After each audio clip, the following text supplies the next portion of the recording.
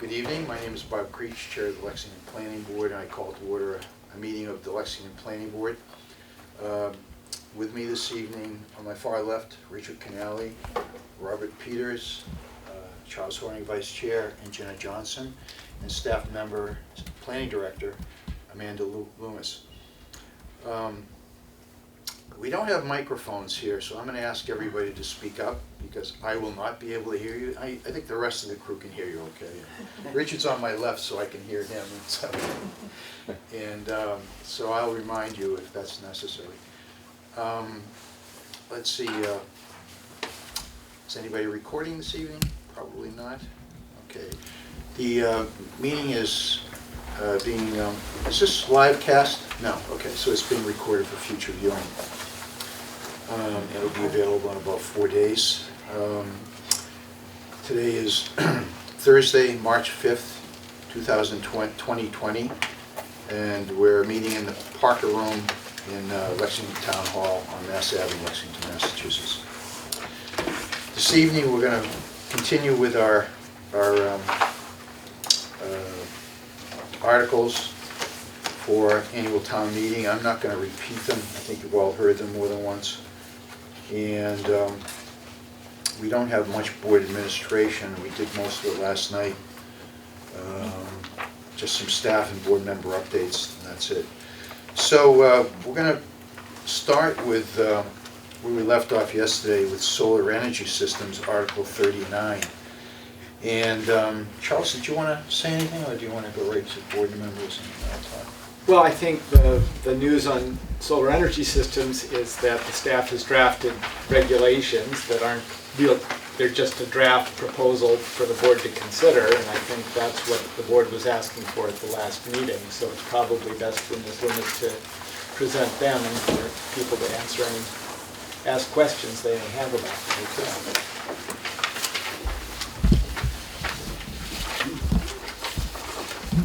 There is a copy that was circulated earlier today, and there's a paper copy in your draft packets. So it reviews, this is focusing mostly on residential ground-mounted canopies and large-scale solar. We're not going to touch on building-mounted because that is allowed by right with just a building permit. So what this really does is sets design guidelines as to how the planning board would review this. The very, very first part requires that large-scale solar energy systems be reviewed as major site plan review, and that residential and canopies would be reviewed by minor site plan review unless staff felt that it needed to go at two major, or if the planning board was reviewing the project, that it would be purpose and consistency, it would be all reviewed by the planning board. In terms of there would be a new section 11 added to 176. In that, it goes through how things would look, where they could be located. There is a provision in there regarding tree removal because we know that is a major concern of both the board and the members of the public and also across the Commonwealth of Massachusetts. So what this would do is if you were to remove trees that are 8 inches or greater, you would actually have to do a replacement program if you could not go around that. Pretty much the preference is for them not to remove the trees, but if there's no way that you could, then this is what it would be. You would have to, for coniferous trees, you would have to replace for every 1 inch, it would be like 1 inch for 1 inch, with a minimum tree replacement of 3 inches. If it's a coniferous, then it has to be for every foot 1 tree of the tree that you removed, so you would add more trees. In the event that you could not locate all of the trees that you're required to replace for removal of that 1 or 2 trees on your property, then you could gift the equivalent size to the town for the town to locate elsewhere. So what that would allow the town to do, and that is like the last resort option, but during major storm events or where we lose street trees or other trees within public properties, this would allow us to pull from the trees that were gifted due to be removed from somewhere else and locate them on town property or within the public right-of-way. Then it looks at setbacks where these things could and could not be located. And then for large-scale solar systems, it goes into regulations regarding kind of decommissioning or taking apart or abandonment, because that is the other thing. to abandon a solar carport on a commercial property is less likely than if you have a large-scale project in the middle of an area where it's not visited every single day. However, as we know, there is a demand for solar energy, which is the reason why we are coming forward with this. So that is like a brief overview. Again, this is in draft format for the purposes of getting the board to actually start talking about the regulations that would be associated with solar. But we would need to hold a public hearing to actually amend 176, which we have to do if another bylaw that's being presented at town meeting passes as well. So I can answer any questions that you'd like, or something that you want to just digest and go back to, that's great too. Mr. Chair, I know that the chair of the tree committee is here, and I was wondering if he would talk to some of these proposals. I'd love to hear his opinion. So, Mr. Paul, have you seen the, what? Yes. You have it here? Yeah. Do you have any comment right now? Yeah, I do. One, I'm pleased that you're... Come forward. Okay. Actually, you have to tell us who you are. Yeah, I'm Jerry Paul, Chair of the Tree Committee, Town Meeting Member, Precinct 4. This is encouraging.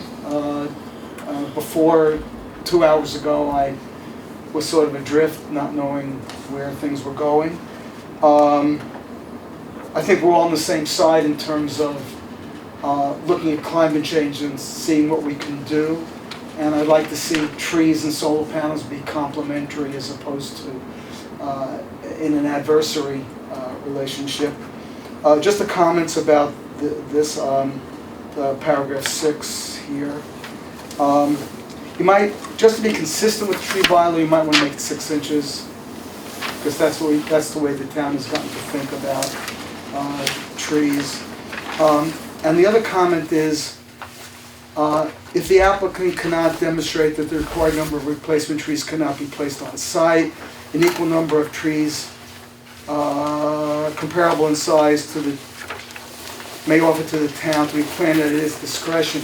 I think it should be clear that those should be planted by that planting should be undertaken by the person putting in the solar panels, not deliver a bunch of trees to the town for them to plant, which those trees, that's not a good idea.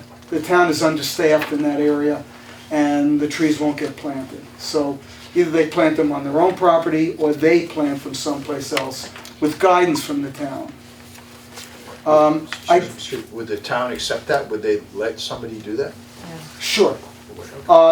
They might give guidance and say you don't want to plant them here because there are gas lines or whatever, but something similar was done. It's been done in other situations. I just had a couple of comments before I saw this, just as background and relationship to the tree bylaw, although this may be adequate in terms of where the tree bylaw goes. But the tree bylaw, when it talks about the applicability of the tree bylaw, it talks about major construction. And major construction is defined as an increase, either a new building, a tear down, or increase of existing footprint by 50%. Would ground-mounted solar be considered part of the footprint on a lot? Well, it wouldn't be considered part of the footprint of a building, because it's not a building. Right. But now, depends on the words you use, the exact words. I'm sorry. Thank you. See, the definition here is. Let me just read it.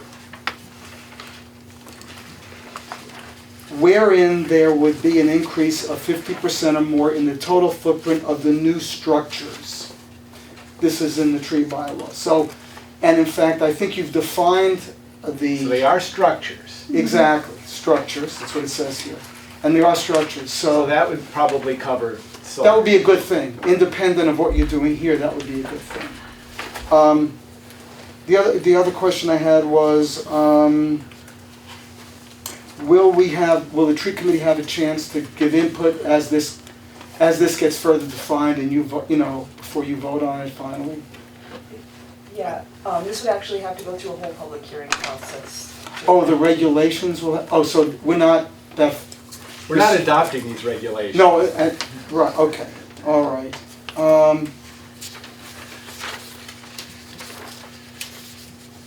That's good. I think this is a good direction to go in. Thank you, Mr. Paul. Any board members want to address some subjects? I'm encouraged to see these regulations. Ms. Loomis, you are astounding. So glad you're with us. Overnight, boom. So I need to study them further. As you know, I've come from a series of meetings, so I haven't had a chance to look at these in detail. However, it is encouraging. I think what concerns me though, and I've found this in the application of zoning bylaws over the years, it looks good in concept, but then when you go to implement it, there are problems. And the problems I anticipate here are that people will not plant trees in the setback anticipating future solar installations, or people will take down trees with, kind of unrelated in advance of solar installation, so that, they get rid of them, they're out of the way, not an impediment. I feel that it's a climate crisis, and part of it are the climate hazards that we're going to face. Yes, it's caused in part by fossil fuel emissions, but the mitigation of these hazards we face, including extreme precipitation and urban heat islands, and Lexington is a developed area, so we consider it urban. We talk about our urban tree canopy and urban heat islands, and we mean Lexington, of up to 90 days a year over 90 degrees. The only way to really mitigate that, to make life outside in Lexington streets comfortable, or even in your backyard, is to have trees. So they're absorbing the precipitation from extreme storms, preventing flooding, especially for our communities downstream, and then they are also shading and mitigating heat in both our homes and our yards. So because it's not healthy to stay inside all the time. And it's just so ironic that if we cut down a lot of trees, we're going to be using more energy for air conditioning to cool our homes. So I really feel, I agree with Mr. Paul, thank you, that trees and solar should be complementary, because we need both in our toolkit to fight climate change. And because setbacks are, 15 foot on one side, 15 foot on another, or 30 feet in the front yard are the only place sometimes trees can grow, or big trees still exist, allowing construction of structures, installation of structures in the setbacks, I just think is a really bad mistake. And it doesn't foresee a time where technology moves beyond solar. It doesn't foresee the importance that tree canopy is going to play. And so I am not comfortable with including the possibility for these ground-mounted solar systems to be placed in the setback, and I would like that provision removed. One other thing I would observe, and Mr. Paul, I would love your input on this. My understanding is that one of the real challenges of the tree committee is to find residents who will allow the town to plant trees along the right-of-way, either on private property or on town property, but because of the limitations of the overhead wires on one side of the street, or sometimes both sides of the street, and then the limitations of the preference of the homeowners, we have difficulty planting the trees that we sometimes purchase every year. At least I've heard conversations. I want to know is that different now, or have I remembered it incorrectly? Let me go back one step. And I just read this. I agree. Planting. I don't think you should allow solar panels in the setbacks. I like what's been done here, but solar panels in the setbacks, for all sorts of reasons, strike me as not the right thing to do. The second thing is, and I thought about this and I didn't want to complicate things. In the tree bylaw, to prevent people from cutting down trees when they're thinking about selling their land as a tear down, there's a provision that says any trees cut down a year previously will be considered to be covered under the bylaw. And you might want to do that here also. Someone's thinking about, so they said we'll do it next summer, let's just cut down the trees now. It's private property, it's not covered by anything. Having a look back would be a plus. Now, the second comment is very appropriate. For a number of years, there have been discussions between us and the DPW about appropriate planting sites.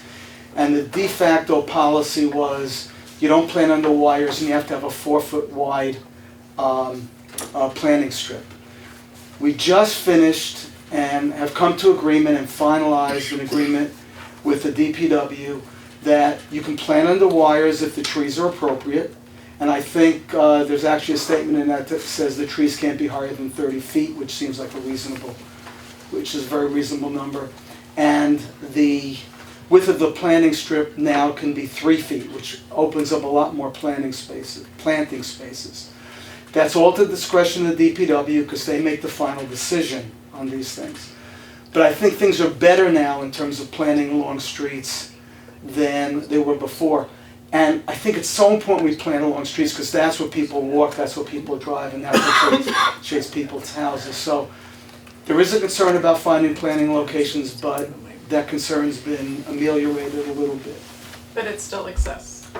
There's always a concern as we do sidewalks, but I think there are a lot of planting. And one other thing, homeowners are open to planting trees in their front yards. It just tends to be a very time-consuming activity for the DPW to negotiate and what tree is going to be planted. And many times they want a little cherry or a dogwood, which, at least in my own personal opinion, isn't going to help as much as a large shade tree that's been cut down. So there are issues there. But I think coming back, planting and allowing things to be planted in the setback, I think is a recipe for a large number of trees to be taken down. Yeah, that's my concern as well. Thank you, Mr. Paul. And so I'm just going to reiterate my concern that not only will a resident not be able to find room to mitigate, because if a 21-inch oak comes down, it's let's just use the one-on-one mitigation for simplicity. They would need to find a place for 21 oaks, 21 1-inch oaks, and that's fine when they go in, but then they grow big, and then I think it'd be 7 3-inch. Okay, 7 3-inch, but right. But I think my point is still taken that if a portion of the property is reserved for the home and a portion is reserved for the sun of the solar panels, there's very little room left to plant 7 mature oaks. And so we could count on people having to do that. And it is very expensive to plant that tree. A 3-inch, in the industry, it's between $1,000 and $2,000 to have a contractor plant that. And no way is an individual picking that root ball up and digging that hole. It is an enormous job. You need a little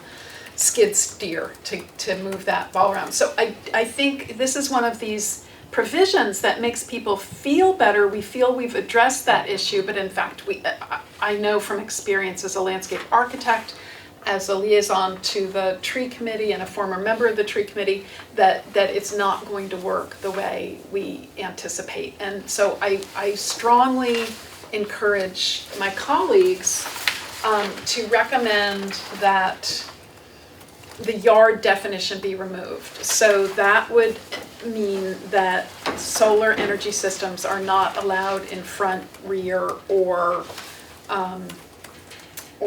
side yards or setbacks. As we said last night, the Lexington zoning bylaw calls them yards. In common parlance, it's setbacks.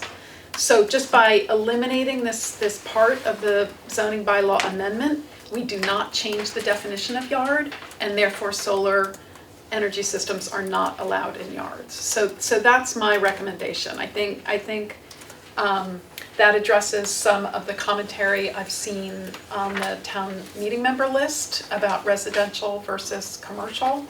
Perhaps makes people a little bit more comfortable. And if that isn't stricken, I, as much as I want us to move away from fossil fuel, and as critically important as I know this is, I think it's foolish. I think we would be foolish to lose as many trees as we could possibly lose by people who are well-intended.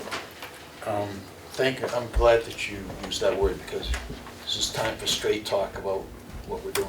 Mr. Horning? Just a few things. The regulations evince a clear preference for locating them where they're less visible and well screened and so forth, which will tend not to be setbacks.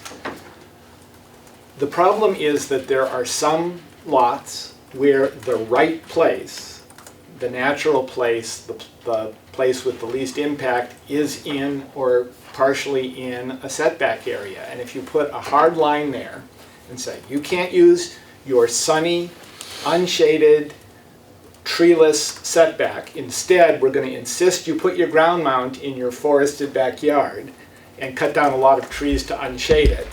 That's shooting ourselves in the foot. What we want to do is establish clear preferences, and then when the site plan review happens, we work out with the applicant the right place for the system, even if it happens to intrude into the setback. An absolute rule is just going to put us in a place where we're going to get substandard results. But you've just heard that the DPW does not have time to negotiate with homeowners on tree locations and species, and therefore fewer trees get planted than should. What staff member is going to meet with every resident that wants to install solar, converse with them, run tape, dimension locations, and identify the ideal place? It's not going to happen, and my concern is that bad decisions will be made. So I'd like to reserve, because of the number of tear downs, the number of trees in the setbacks are where the majority of trees remain, because sometimes developers just clear cut the lot and write a check. That's, I think, been a fairly constant practice in the past few years. But sometimes they don't want to write the check, and so trees remain in the setback. So I think moving forward, if we value the contribution trees make to both the character, real estate values, but ecological services, and that is public health, then I think we want to protect setbacks. Okay, so all right, go ahead and I'll move on to Mr. Canale. Well, I just want to say that setbacks don't always have trees, but they could potentially have trees. And so could your backyard where you want to put them. So it's something where we want flexibility. We've required site plan review, chosen to require site plan review for these, which means that all of these applications for residential systems will come to the town, to a staff member, in particular to Ms. Loomis, who will do the job of looking at the site plan and determining what level of review or changes would be appropriate. We've already set up a scheme where that happens, where they are reviewed at the request of the board. So I think we have plenty of room in place to do this. Also, if we are going to more seriously forbid residential systems from setback areas, you wouldn't want to do it by changing the definition of yard. Or at least you'd have to think through exactly which yards you don't allow them. We certainly do want to permit them in commercial yards where there are parking lots currently, for instance. I'm going to go to Mr. Canale. Ms. Johnson speaks for me. I agree 100% with her recommendations and analysis. A couple of things. So, we still need 2/3 to have town meeting approve this. And I think we need to be mindful in terms of how difficult it is to get 2/3, especially when some residents are going to feel that there isn't going to be the control that I'm sure that lots of things will come up. So that's number one. Number two is we had talked a while back about doing it in a phased approach. So if town meeting approves it as recommended by Ms. Johnson, we have some time for residents to say, that's great, except it doesn't work in my yard because X. So we can, over the summer, get an inventory of what the issues are, and then craft something that could address those particular kinds of lots rather than letting them go wholesale. Because again, in site plan review, how do you make the decisions to say, this is okay, this isn't? So I think in terms of trying to ensure that we have a good chance of getting 2/3, I hope we agree, I hope there's a third person who agrees with me and Ms. Johnson. Mr. Peters? Yes. So I actually somewhat reluctantly come to this conclusion, but I would tend to agree that we do not want to allow, at the moment, the ground mount solar in the residential yards. So I'm not sure exactly what kind of, I think Mr. Hornick's point about deleting yard is not what we want to do, because that appears to affect all yards regardless of zone, but I think it probably does make sense at the moment to limit the ground mount solar in the residential zones. And as Mr. Canale indicated, this is a phased approach, and when we have something that might potentially work for residential zones, we can revisit that. But I think that it makes sense to Thank you, sir. Okay. So, and that's where I am too. And if you have, especially if you have a small lot, and that's, I said a couple of weeks ago that if Ms. Loomis had a chance to look at this and look at the different size lots and different shapes as well, you know, the lots are not all rectangular, and that's going to make a difference. But on a small lot, you're not going to want to put the solar array in your space. You want to put it, you know, over there or over here. So I think we should take a look at this, look at the different lots, and come up with a formula, a set of rules that's going to work for everybody, and then we'll implement it. I don't see any problem to implement it. So I would like to see us put the commercial regulations in front of town meeting this spring, and then address the residential later on. Well, I mean, just to go there, we have to permit residential systems. That's state law. The only question is what form of regulation we want to impose on it. Well, so I'm only talking about ground mounted. Yeah. We have to permit residential systems. That's state law. And we do. They're on No. the roof. We do, Yeah. right? Roof We- mounted. Yeah. You have to permit residential systems. If someone's roof isn't suitable, you have to let them build a ground mount. So we're in violation of the law right now? Well, no, people who want to do ground mount in residential districts now go to the building commissioner and point to Chapter 40A, Section 3, and get their building permit that way.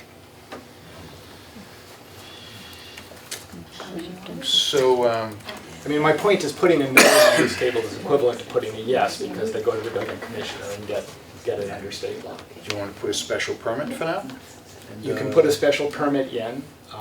The courts have said that a special permit would be determined under the same rules we use for site plan review. The main difference would be the zoning board of appeals would hold the hearings instead of the planning board. But you you cannot say no. All you can do is impose reasonable conditions. Mr. Chair, could I ask a follow-up question on that particular point? For a resident who has to pursue the special permit option, is there a difference in their costs for permitting? Oh yeah, well, it takes 3 times as long and costs 3 times as much, but it's, the review process from the town side is the same. You know, the ZBA doesn't really like these so-called special permits that they have to say yes to, but that's what they've been doing with wireless, and it's what they can do with this as well, I suppose. So, are we at an impasse? In other words, Well, no, what I'm hearing is a request to add, I'm trying to find to the right place here. We certainly could add in the new section 6.10, under the design standards, a third design standard that says residential solar energy systems may not be located in a yard. I'm sorry, where are you? Oh, 6.10, yes. 6.10.3. Add a 610.3.3 that says residential solar energy systems may not be located in a yard. Or a front, rear, or side yard, if you want to make it that strong.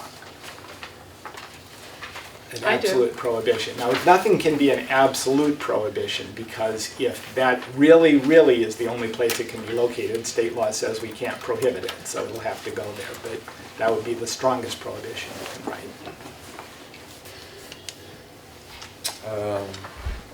Is that the answer? I feel that is the answer. I feel we, how then do we amend the definition of yard? Well, we leave We yard do. as it is. And then we say that we add something that they can be located. And that they can't. So we leave the definition of yard as it is because it would be, you'd have to put in a very complicated explanation. Right, no, that's, so paragraph F gets deleted. No, paragraph F stays as it stands, because that's important for commercial systems.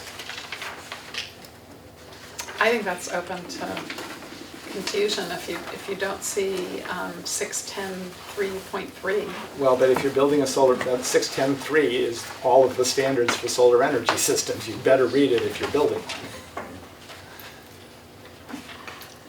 How can we say, these are residential things, fences, gates, security stations, yard accessories, ornaments and furniture, solar energy systems, and customary summer awnings. So we've grouped solar energy systems in with a lot of residential site furnishings, and then, but in a small phrase somewhere else, we say it's not allowed. I think that's subject to confusion. Okay, we could change in the definition, you could change the definition to say canopy solar energy systems. So forget the thing in 10.3, in F, insert the word canopy in front of solar energy systems. So, but then that's allowing it in residential. No, because canopy solar energy systems have to be over commercial parking lots. They have to be over parking lots, which is a defined term that doesn't include parking for 1- and 2-family homes. We actually do want to permit them for institutional uses in residential districts.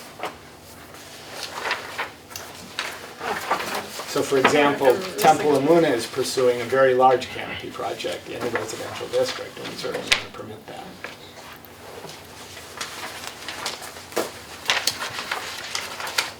I would want 3.3 for clarification. Yeah, I'm not sure. You're just saying you want both? Yes. Or are you saying? I want both, because I think it spells out. There's no need, but I think there's a need. Sorry? I think there's a need for both. Okay. So, Mr. Connelly? but I think we might want to get public input before we solidify all this stuff. Any further comment? at this time? Who from the public wants to talk? You hear what we're saying? And You have a copy of the article? Joe? I can find one here somewhere. This sounds to me, my name is Rick DeAngelis, I'm a member of EDAC. I also, Zoning. I am this is a real estate lawyer, so I have some familiarity with this stuff. Mr. Canali knows me, Mr. Hardig knows me, Mr. Keyshaw sat together on the selection committee for the manager. Regulations, Yeah. draft proposed regulations. This sounds like a drafting exercise, more than anything. Are you trying to say, let's talk English for a minute, and we can deal with the wordsmithing, okay? It's a favorite phrase, but it gets the job done. If you're trying to say that except for in required yards, capital Y, defined term yard, right? You might want to add the word lowercase required, just so there's no misunderstanding what you mean by a yard, number one. Number two, I think your point, Ms. Johnson, is that there's another section that would appear to be in conflict with that. It's good drafting, and I agree with you. If you think there's a conflict, it's time to fix it. Not later on when somebody says, hey, I can do this, but I can't do that. So you all have the time to do it, and I think it's an easy fix. So, Okay, just a drafting point. okay. There's no substance, there's no substantive disagreement or issue here, I think. Okay, thank you. I have a pen. I didn't quite understand the adjustments that were being made. Jen, I knew that you were talking about wanting to take out the setbacks. Is that the only thing that you're trying to do? So, yes, and through discussion, we've done it in two places. On the last page of the bylaw, do you want to look at this copy?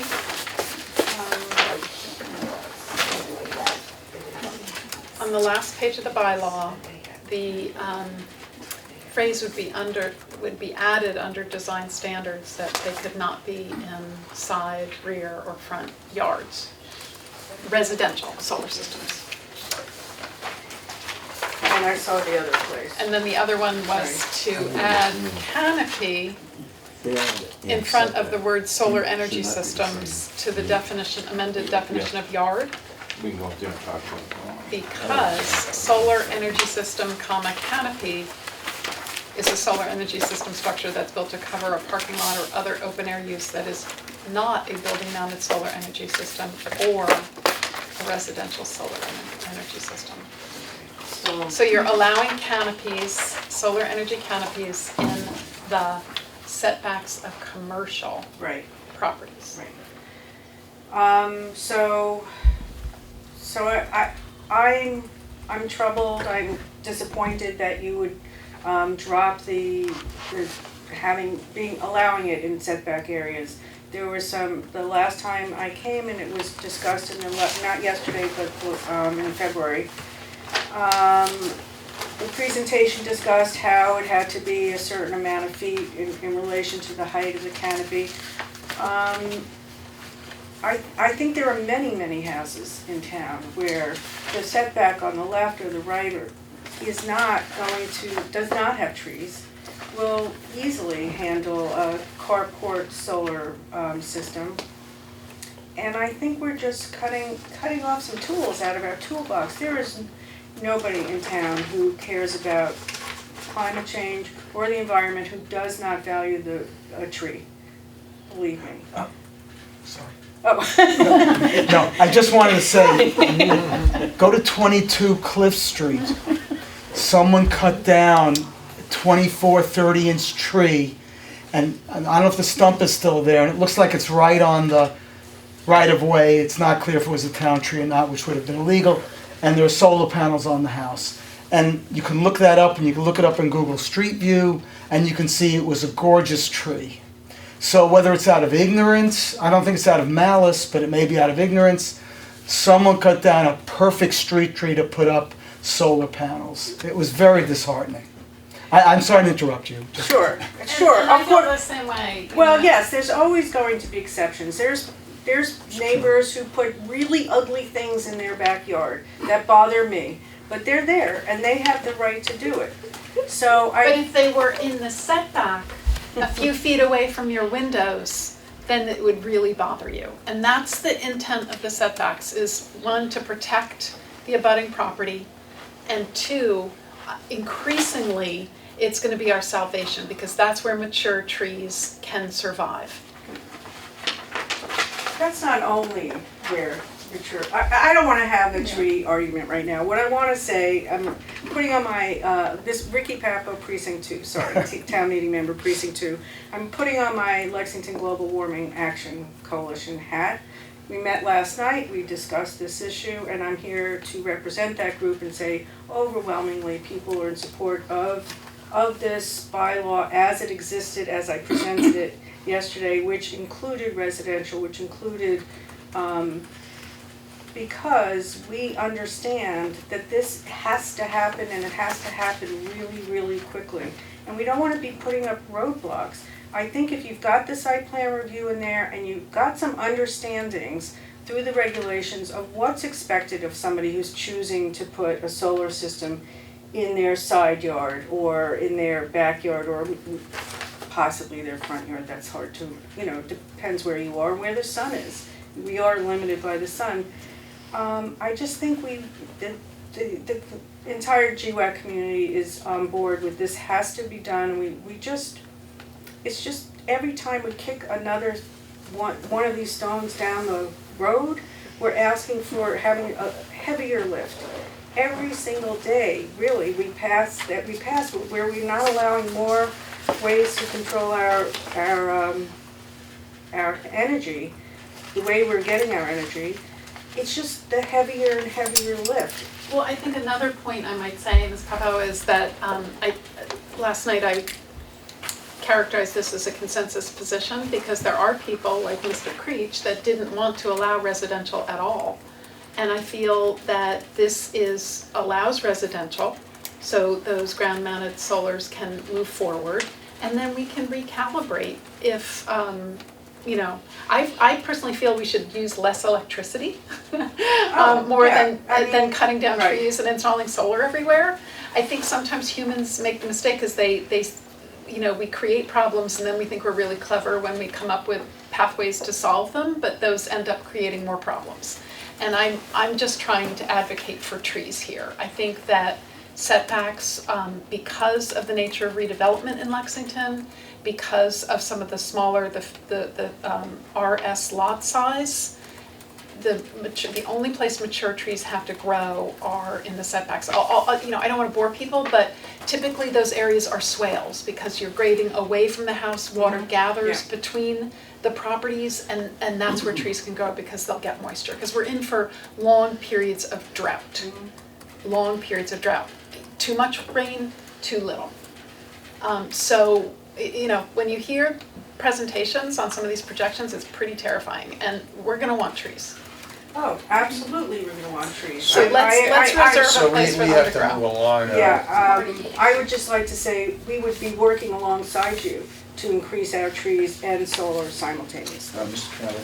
Yeah, again, we need to move quickly on it, and it's better to have a solar bylaw that people will start using rather than have no bylaw because it doesn't get 2/3.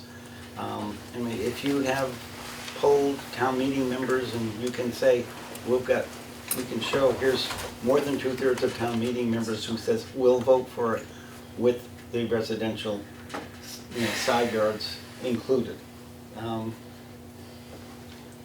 We could change our position and could, make that amendment to town meeting. But I think from the public we've heard from, I think there's enough people who have the skepticism that would have issues. I think there's going to be enough town meeting members who are going to have the skepticism of any residential that's in the bylaw. So I think as a body, I think we need to take all of those things into consideration and try and put forward what we think is the best we can get in order to get the 2/3 vote. Mr. Rhodes? And Todd Rhodes, Sustainable Lexington Committee. Just to kind of restate, Sustainable Lexington Committee is in support of the existing bylaw with these regulations. One of the points Mr. Horning made, which I think is an important one, is that by adding restrictions with setbacks and so forth, that can restrict your options to find the best place, the optimal location for a ground mount system in the yard.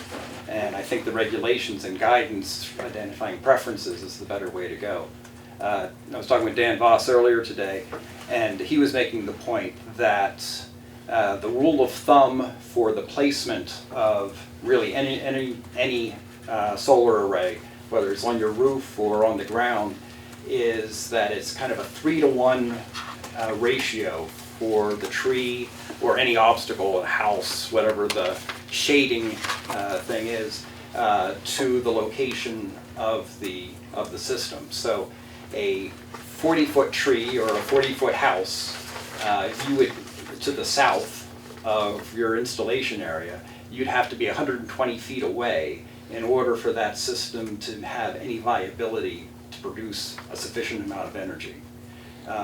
So it's very conceivable that there are lots in town where the only place to be able to put a ground mount system without cutting down any trees at all is underneath a bunch of tall trees, or right underneath a bunch of tall trees, because that area gets a lot of sun all day long. It's not the trees next to the system that matter, it's the trees to the south and away from the system that matter. So having guidelines to provide direction to help out is really the optimal way to go. The bigger concern with trees is actually roof-mounted systems, because there you have a tree growing right next to the house. And that's where you kind of get into the situations that Jerry identified where the trimming of trees or the taking down of a tree to address a roof-mounted system is actually probably more likely than what you would get with a ground-mounted system. So, I mean, everybody, And that you can do by right, so. But you're higher on the roof. Yeah, but it's much closer. I don't know, I know. Yeah. but, I mean, everybody should be aware with a lot of the reconstruction going on small lots, the builders are filling up the lot with a house. So you're not gonna have any Shading solar. from other houses is gonna probably be, a more significant reason that you can't put a viable round system in your But yard so, anyway. I mean, this is too theoretical. So I think what we should do, it's too theoretical all the way around. We should make the changes, get the bylaw passed, so that we have something on the books, and during the summer, we can look at properties and see if it needs to change. Can we do that? Yeah, we're still on public input. Sorry? We're still on public input. Yes, anybody else? For Zoom Precinct 4 town meeting. I just had a question, why you can't put it over your driveway as it's usually an impervious surface, and if that doesn't have shade, what's the reason for prohibiting that in a residential area? Canopy? We never would have gotten Yeah, the bylaw right. where it is if we didn't. Could be nice, keep the snow off your car and everything. No, Yeah. You can't. well, I thought you One could. in the hand is well, driveways are often in setback areas, certainly, the part near the street is. Smaller, but, yeah. The definition of a canopy was written to include only commercial and institutional parking lots, not driveways and parking areas for 1- and 2-family homes. That was recommended by Sustainable Lexington. I don't know if Why? you'd have to ask Sustainable Lexington in the discussions with them last summer. Okay. But the definitions could be jiggered around so that it covered residential uses, but it's not the way it's written right now. Okay. So a canopy over your driveway would be considered a residential system. Right. You can build one, but it's subject to those setback rules, and often driveways are in setbacks, so they essentially would be forbidden. Make an exception for driveways since they don't have trees in them and they already have some impervious surfaces, so they seem like a pretty good place to put one. Yeah. Of course, you don't want people to put in a driveway specifically to be able to put in. That's exactly the kind of thing that might happen. So can those changes be made, and we can look at this? Well, I just typed them in just so that we'd have a record of what was said, so. Okay. it's up to, and once you're done with public input, it's up to the board to decide whether to recommend the original, the thing with the changes, to town meeting. Okay. Mr., are we done with public comment? Is anybody else, any more public input? Okay, board? I just had a question. Are we changing the use table? It was discussed and I wasn't clear if that was changing. Well, yes, that's section 9.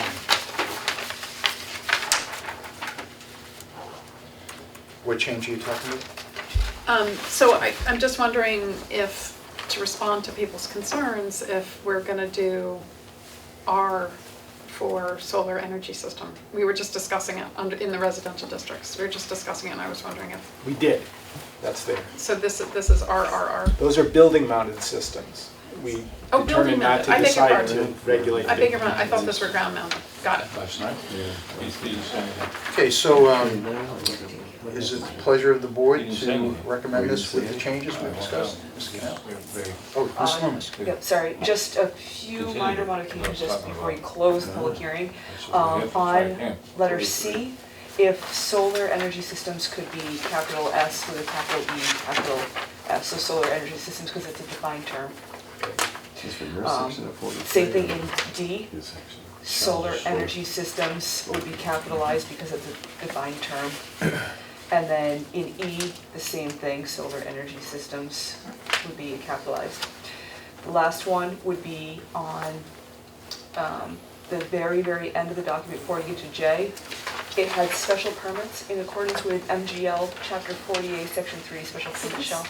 That section would be deleted because we would not be requiring a special permit.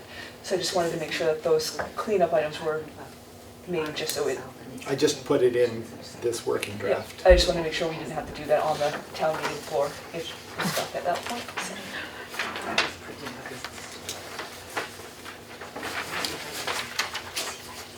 Okay, any other comments? Are we ready to close the hearing? Yeah, so the working document has Ms. Johnson's changes and the changes that Ms. Yeah, Loomis I can walk said. through the changes. There's capitalization changes as requested by Ms. Loomis. I changed the date to March 5th. The definition of yard allows canopies but not other types of solar energy systems. There's a new design standard, large-scale and residential solar energy systems shall not be located in a required yard. I got rid of the special permit language that's no longer needed. Those are the changes. I mean, I will send it to Ms. Loomis and she can check, but that's. I move to close the public hearing. Second? Second. All those in favor? Aye. And we have a motion to approve. I move that we recommend to town meeting approval of Article 39. 39 as currently in the record. Is there a second? Second? All those in favor? Aye. Aye. Okay. Thank you very much. Yeah, it's T.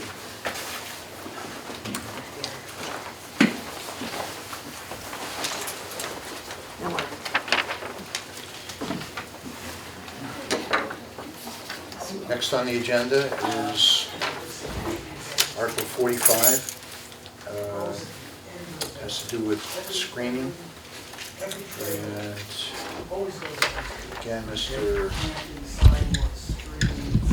Article 45. Let me just get this mailed so. We're looking at a version that was changed slightly. There was from- a slight change, and the board had requested that I consult with staff about getting rid of the broken, inconsistent streetscape standards, but look at doing some consistent, desirable streetscape standards. I sat down with Ms. Loomis this morning. We talked over some of the issues and some of the different kinds of commercial districts we have in town and quickly came to the conclusion this was not something to do in a morning. To design something that would be desirable and that would work given all the existing situations throughout the town and would not be the same kind of burden on existing landowners as the current things. So what we came up with is the language you see. at the very bottom of the new, that's not the new version.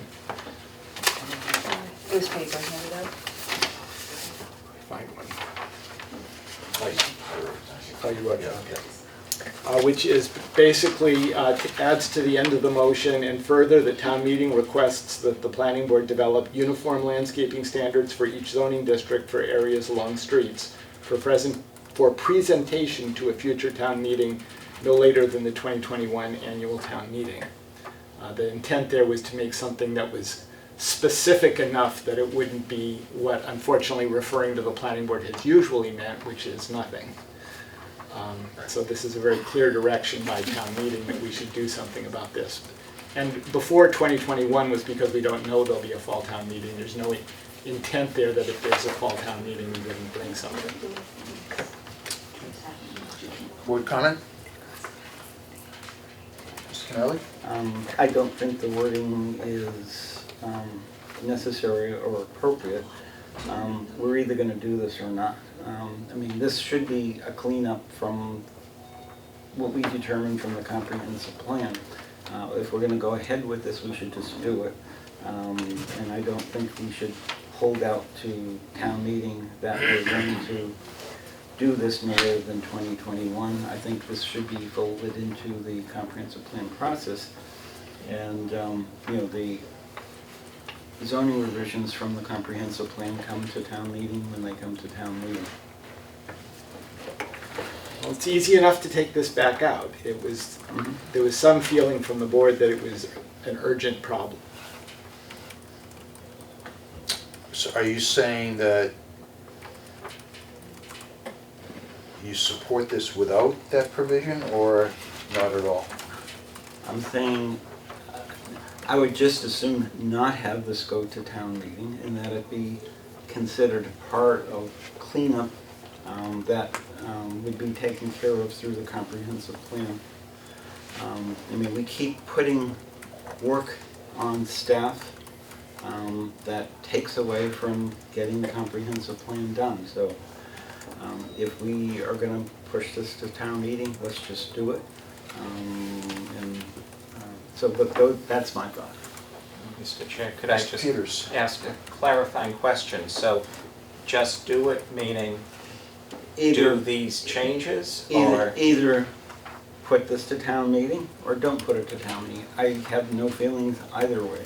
But you're Whatever not the majority of the- suggesting that we do the fix that's implied afterward for this town meeting? That's correct. Thank you. Mr. Creech, Mrs. Johnson? I'd like to recast what Mr. Kennelly said, because I think I agree with him. I would like to not recommend this to town meeting or encourage Mr. Hornig to refer it to the planning board.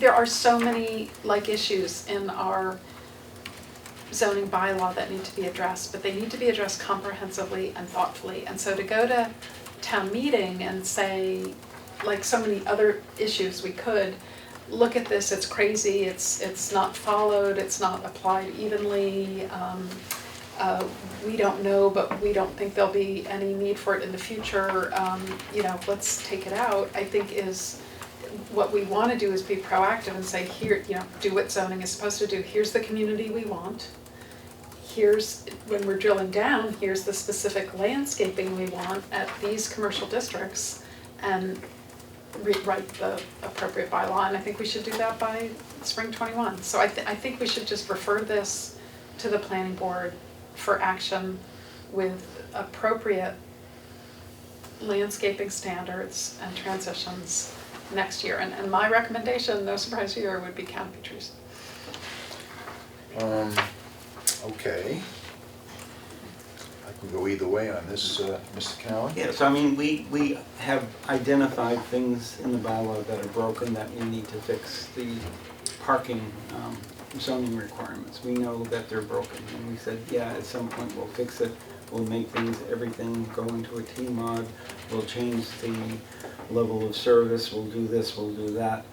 Well, I mean, here's, that thing we know is broken, but we leave it in because we say we're going to work on it comprehensively. So I would hope that we would recommend that this be referred back to the planning board for work to occur for this to be addressed during the comprehensive plan process. And I think this is important, giving some thought, I realized that Countryside Shopping Mall at the intersection of Lowell and Woburn is an example where probably that commercial owner is paving out into the right-of-way and has no landscape transition. So I don't want to take parking places away from the owner, but I do feel that that is a public right-of-way and there should be tree plantings and it should be attractive and comfortable for people to move along the street. And you So- feel it should be screened from the street so no one can see the stores. Mr. Hornick, I just said no. My recommendation would be canopy trees. I think that there should be some kind of transition zone, some kind of landscape treatment. But the language, the dimensions, and the contents are something that I agree can't be done in the morning. Although if anybody could do it, it would be Muslim. And we should bring this back. You've made a great start. You've identified a problem without volunteering the solution, and so I'm not comfortable recommending this to town meeting. I would rather replace it with something that's sensible. Okay, so Mr. Kennelly, so for my benefit, how does this get done within the comprehensive plan? In other words, who does what? Just generally speaking. Well, part of it is, part of the comprehensive plan is to say, here's what we want Lexington to be, and part of that is identifying the different elements. So, Do we hire a consultant to work on bylaw changes? We do have a consultant. Okay. We have staff, and part of what is going on in the process right now is we've just completed the inventory of where we are. We've got feedback from residents in terms of their thoughts, and the next steps are actually going to be taking a look at, all right, where do we want to go from here? How important are certain things? So again, part of it is that once we know where we want to go to, then we can go look at the bylaw to see where it matches where we want to go, where it doesn't, and to change the bylaw so that so we can get to where we want to go. But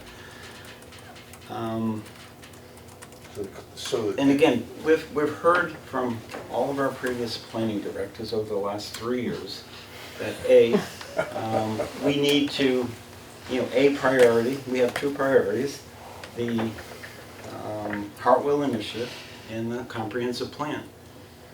We should not be engaged in looking at fixes for little things that should not take away from staff's time. And, individually we can work on things and we can propose things, but it still takes staff's time to do something. So I just think that Okay. Mr. Peters? this is too much busy work. So I think fixing an issue that's been brought to our attention as being an issue, I think is worthwhile, and I think to be consistent, if we're taking an iterative approach on the solar bylaw, I think that we fix what's broken here, we come back around with the fix for the landscape transition. So I would tend to support this for that reason, that it's... With this addition about coming back in 2021. Mr. Horning? Well, I'm going to agree a little bit with everybody, surprisingly enough. I'm going to agree with Mr. Peters that this is something that is broken, that I think we've all agreed that what's there now is broken and is only not a heavy burden on commercial landowners, including especially small commercial landowners, because apparently we haven't been enforcing it, but you can't count on the town not enforcing something that's in the zoning bylaw. So I think it's important that we do something. It came up on Hartwell because it does apply on Hartwell. It will affect the streetscape on Hartwell in a bad way, and that's why this was sort of brought forward at the same time as Hartwell, but it also affects small landowners, small commercial landowners all over town. So that's where I agree with Mr. Peters. I agree with Mr. Canali that it's not necessary to be specific here. I think if the new provisions that we want to do for commercial streetscapes in town could be developed as part of the comprehensive plan, so I don't have any objection to going back to the motion the way it was yesterday without the added language, so that we're fixing the broken thing. We're expecting to go forward with, you know, one of the things on the list for the comprehensive plan is addressing the issue of commercial and residential streetscapes. I mean, perhaps we want to have required landscaping for residential uses as well. That's something for the comprehensive plan to talk about. But I think this, you know, certainly needs to go forward to town meeting. You know, I would do it for the benefit of the Hartwell Avenue area if for nothing else, but I think it's also important to small commercial landowners all over town, because now that it's been discussed publicly, I suspect the building commissioner is going to have to start enforcing it, and then you will find just how broken it is. I have a question. So if this were to go to town meeting and be passed without the 2021, or with, doesn't matter, how long are we going to be sitting with this situation before the comprehensive plan would get into addressing the bylaws? We'd be sitting with exactly the current situation, which is that this screening and landscaping does not exist anywhere in town. That situation would continue, certainly until the town decides what they want to see in commercial streetscapes, and then for another 50 years or so as buildings gradually adopt the new rules. So you think you can explain this at the town meeting and you don't spend 3 hours debating it at town meeting? I intend to do so.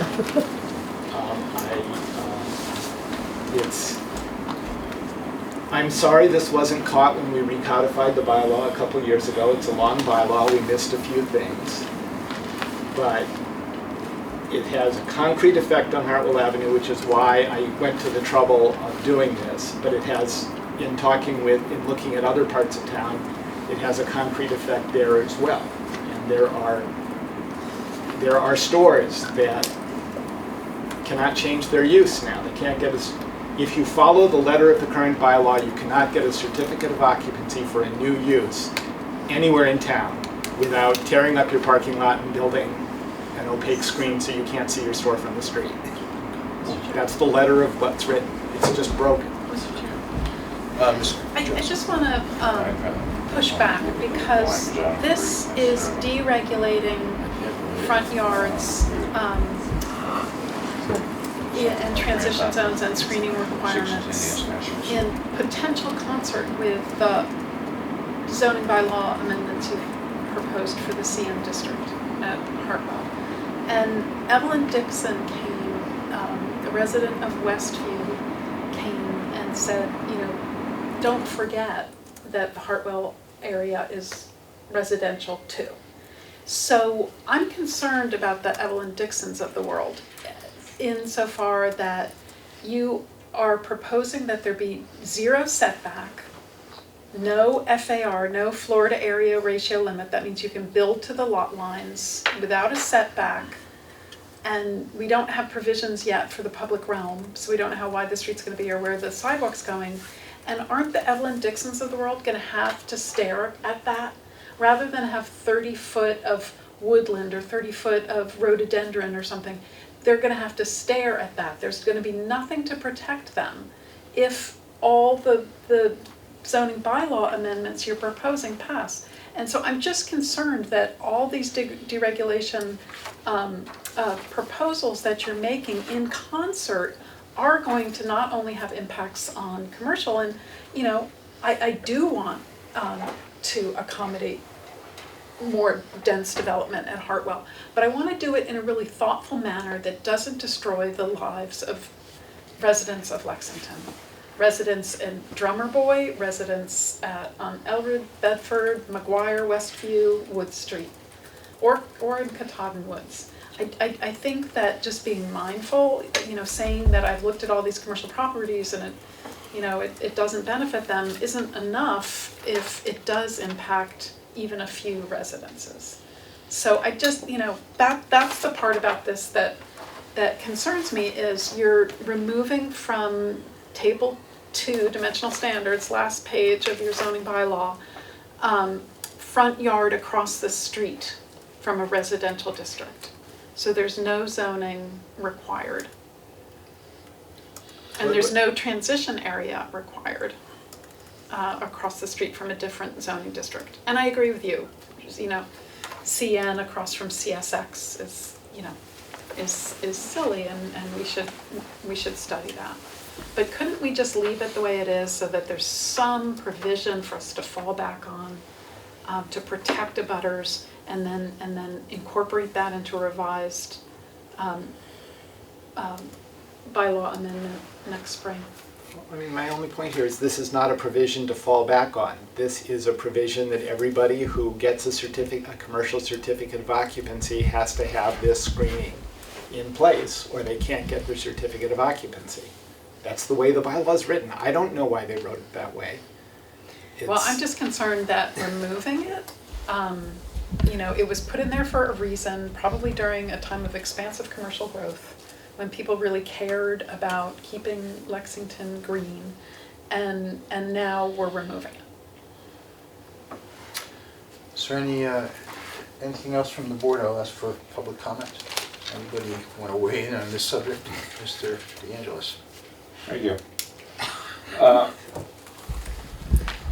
Charles, have you looked into the 6 and 10 year, basically statute of limitations in the zoning act? No, I understand. You make it, Yeah. Yes, I haven't read understand. your provision, but I'm familiar. you make it sound as if when you walk out of here, the zoning enforcement officer is going to ride around town and shut down every business that doesn't have streetscape. It's not going to happen for one very good reason, in my opinion, and that is you have the benefit in a lot of cases of a 6-year statute, and in other cases of a 10-year statute. The 6-year statute basically says if there's been no litigation within 6 years after the issuance of a certificate of occupancy, and you can produce a building permit and show that you built in accordance with the building permit, you are grandfathered, to use common parlance. And if you can't produce a building permit, you have the benefit of a 10-year statute.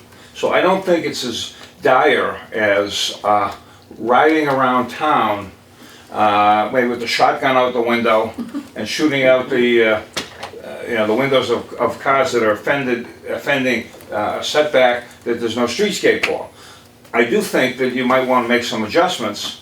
The idea of a gigantic screen, this is an accommodation. I represent a very well-respected commercial developer. We believe in a landscape plan, right? We take great pride in the landscaping. We may not always agree with the regulators on what it should be, but we always come up with a great landscape plan. Why? Because we do tasteful development. And our clients, the tenants of the world, they want a nice looking product. They don't want to drive into a dump. Where I grew up in Revere, let's put it that way. An arid, barren dump. So, Just in response, 5.3.2 is actually written very unusually, in my opinion, and it says you cannot even issue a certificate of then maybe ask town council for his opinion. But it's not about the building, it's about the use, apparently. Ask town council.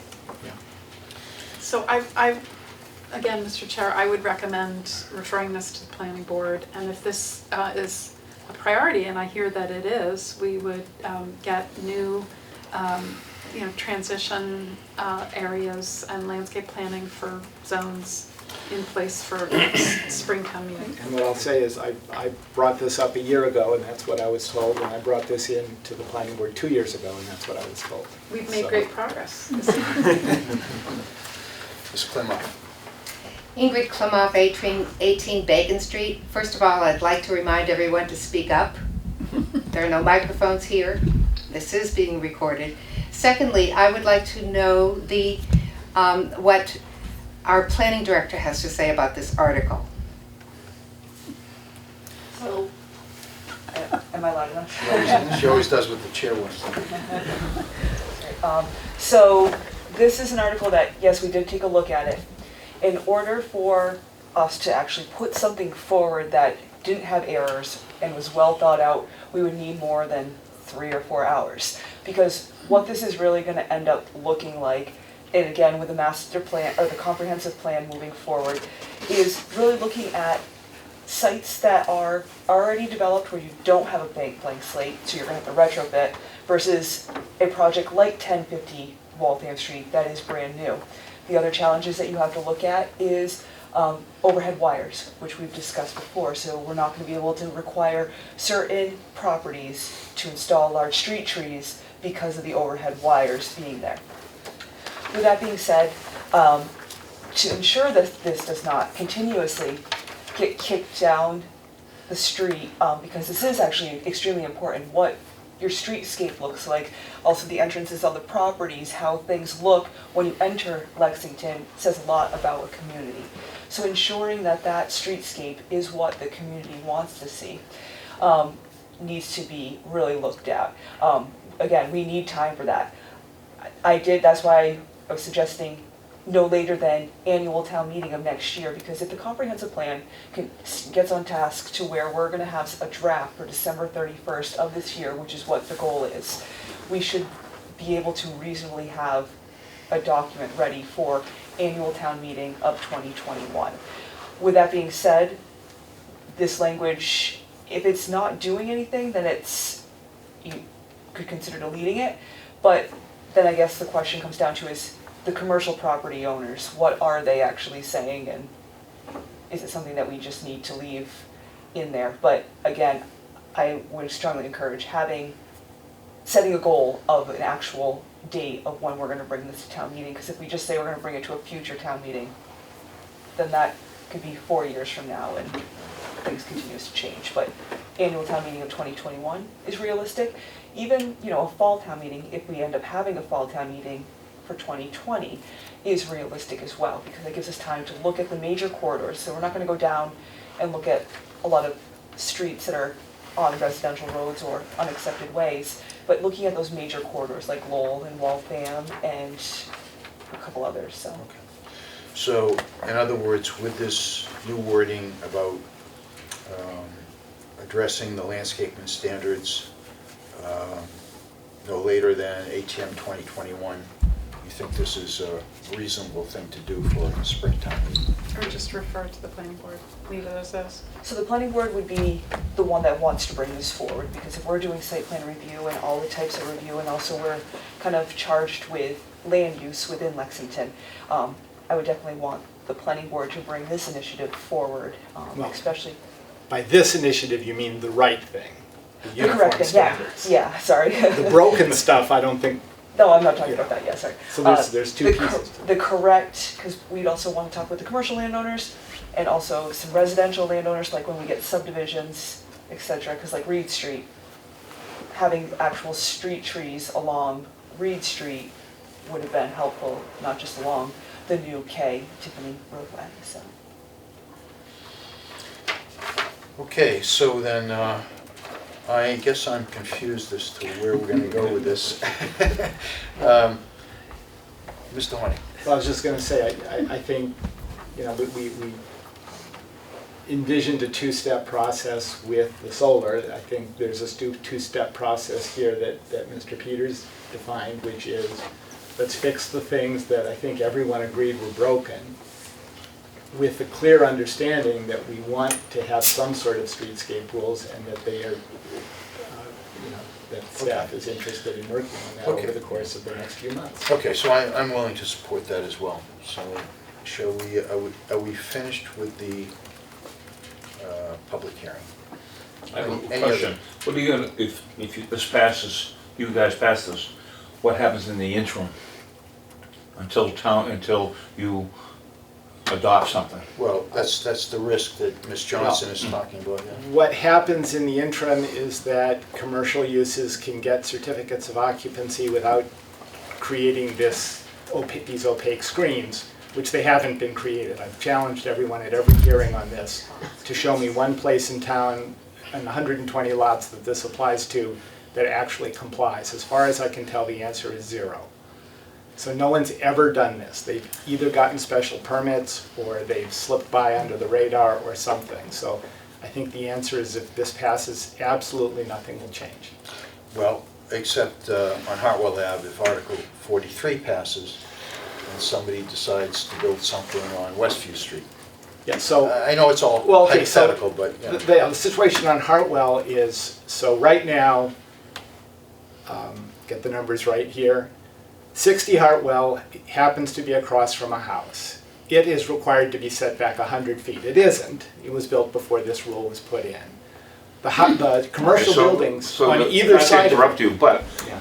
there's a grandfathering situation. No, all right? it's What came first, the chicken or the egg, all right? right, but if So, it in this were case, redeveloped, as we hope it Yeah. will be, it would have to be set back 100 feet. The if it commercial were developed buildings, today, yeah. The commercial buildings on either side of it happen to be across from government land and do not Right. or only have to be set back 25 feet.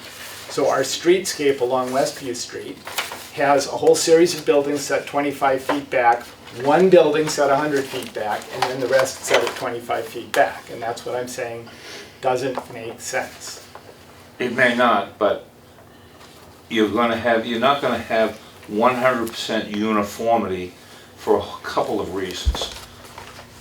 Choice as to where buildings are located, further back in the setback, close up to the setback, time when things were built. You know, if you're trying to legislate uniformity going forward, that's one thing. If you're trying to legislate uniformity going backwards, We're trying to permit uniformity. Yeah, I mean, what we really need, you know, in Hartwell is a completely separate thing to deal with. But Hartwell, what we want to do is be able to expand the density in Hartwell by a factor of at least 3. And in order to do that, you know, you can't be talking about 25 feet here, 25 feet, you know, it's like, folks, we want to change the whole zoning for Hartwell so that you can put up bigger buildings for laboratories. Yeah, I mean, That's- the Hartwell piece of this is sort of, maybe 125 Hartwell is the good example for that, where they're across from Katahdin Woods. They're between them and the nearest Katahdin Woods buildings. There's about 50 feet of Katahdin Woods land, about 120 feet maybe of Hartwell Avenue right-of-way, because that's where the big intersection is. And then they're required to have another 100 feet of setback. And there's just no need for that. It's one of these needless barriers to development on Hartwell in this particular case, but it's a barrier elsewhere too. If the example I used at the last hearing is Merritt Road at Waltham Street. So strictly speaking, the Exxon station and the building where Spicebox is, both should have a 10-foot deep, opaque, 6-foot high evergreen screen or a fence between them and the street. So they'd both lose all their parking. And you wouldn't be able to see the I businesses. agree with you there, if we're being redeveloped.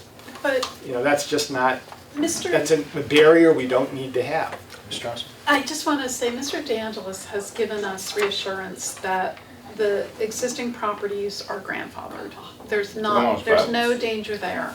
We want to keep the structure of the bylaw there. We want to keep the transition zone in the bylaw. So I think the safer course of action is to keep the bylaw as it is, knowing that no commercial property owner, no property owner is going to be impacted by this for another year, another 12 months because of the grandfathering.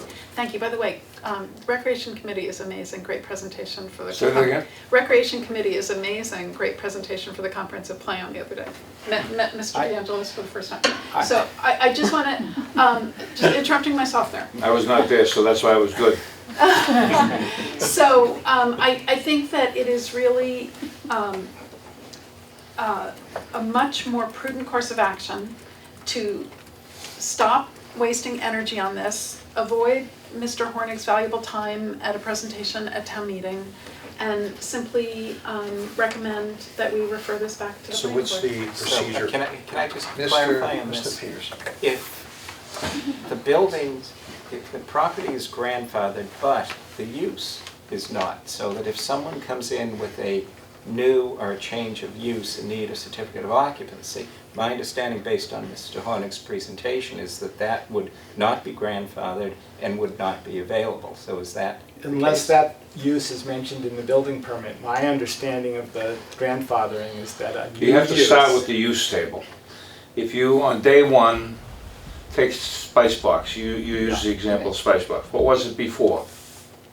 It was a restaurant. Was, What was it before that? A pizza. They were sandwich shops, they're relatively the same.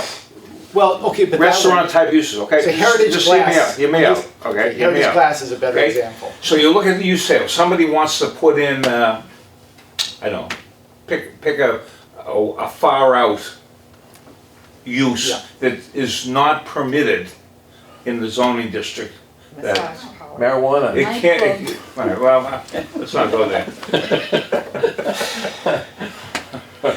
The use itself, if the use isn't prohibited, permitted by the zoning bylaw, then you can't do it. No, I'm talking about permitted uses that change over time. And as I understand it, you have to get a new certificate of occupancy when the use changes. You may very well, but I'm not sure, without seeing the language, I don't have anything in front of me, so I understand. I'd like to look at it, I suggest you have town council look at it. In this particular case, given that Mr. DeAngelis hasn't read the language, I would be concerned at making a final decision based And his words, without a consultation. I at least read it and found it quite clear that it says, no building permit, special permit, or certificate of occupancy for a use shall be issued or granted when if what? when where this bylaw indicates a landscaping transition or screening Is that what it area shall says? be required, All right, so where unless compliance is demonstrated. so what I'm hearing is we don't have to do this right now. And let's just drop this. We've already spent a lot of time on it. I apologize, Mr. Horny, you spent a lot of time on it, really. But what's the procedure for, Well, you'll close the public hearing and you'll either recommend that town meeting pass it or recommend that town meeting reject it. okay, so If you want to save time, you can recommend the town meeting pass it, fix the broken thing, and we can argue less at town meeting. If You all get another bite at the apple. If Times you you recommend town meeting. reserve the right to implement regulations and if you put a time limit on a town meeting 2021, that gives everybody what they want, I think. If you recommend that town meeting defeat it, then we will have a debate at town meeting between me and my supporters and you and your supporters, and spend a lot of time and no, so where we see what headed? happens. Well, And I- I heard Ingrid Klimov, 18 Bacon Street. I heard Amanda Loomis, the planning director, suggest we just do this with the fact that next spring we'll have standards. Okay. All right.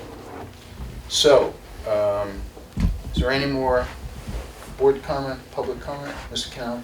Yeah, I move that the public hearing for Article 45 be closed. Second? Second. All those in favor? Aye. Aye. And do I hear a motion, Mr. Horny? I'll move that the planning board recommend, that town meeting adopt the motion under Article 4. Hold on, I'm sorry. So I don't think the citizen petitioner Right. can actually make the motion for the planning Oh, board. okay.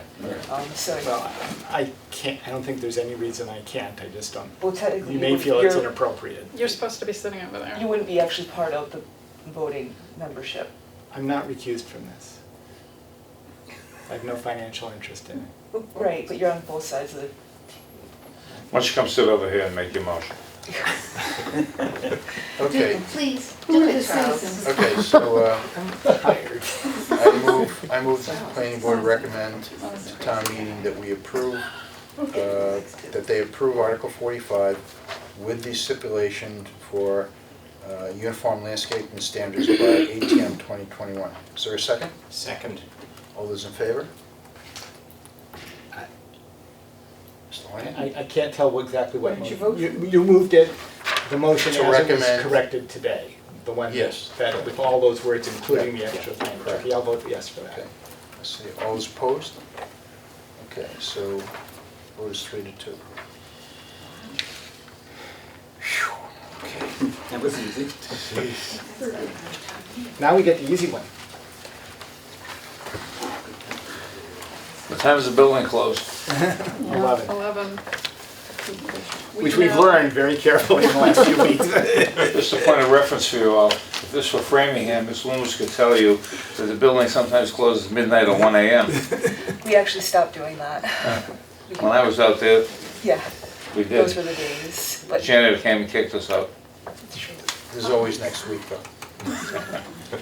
Okay, so next on the agenda is a continued public hearing for Article 37, site plan review. And is there anything new to be said on this? I don't think anything has changed, does it? The only thing that was changed was just the clarification regarding the solar within the lists of items. But it was just more consistency purposes to be what was being proposed for solar regarding capitalization and the order alphabetical. Other than that, it's the same exact document that's been circulated and reviewed. The paper copy was provided tonight, but at this point, it's really the will of the board. It's what? The will of the board of what they want to do with it. So, I move, well, we should get public comment. yeah. Any comment on this? This is going to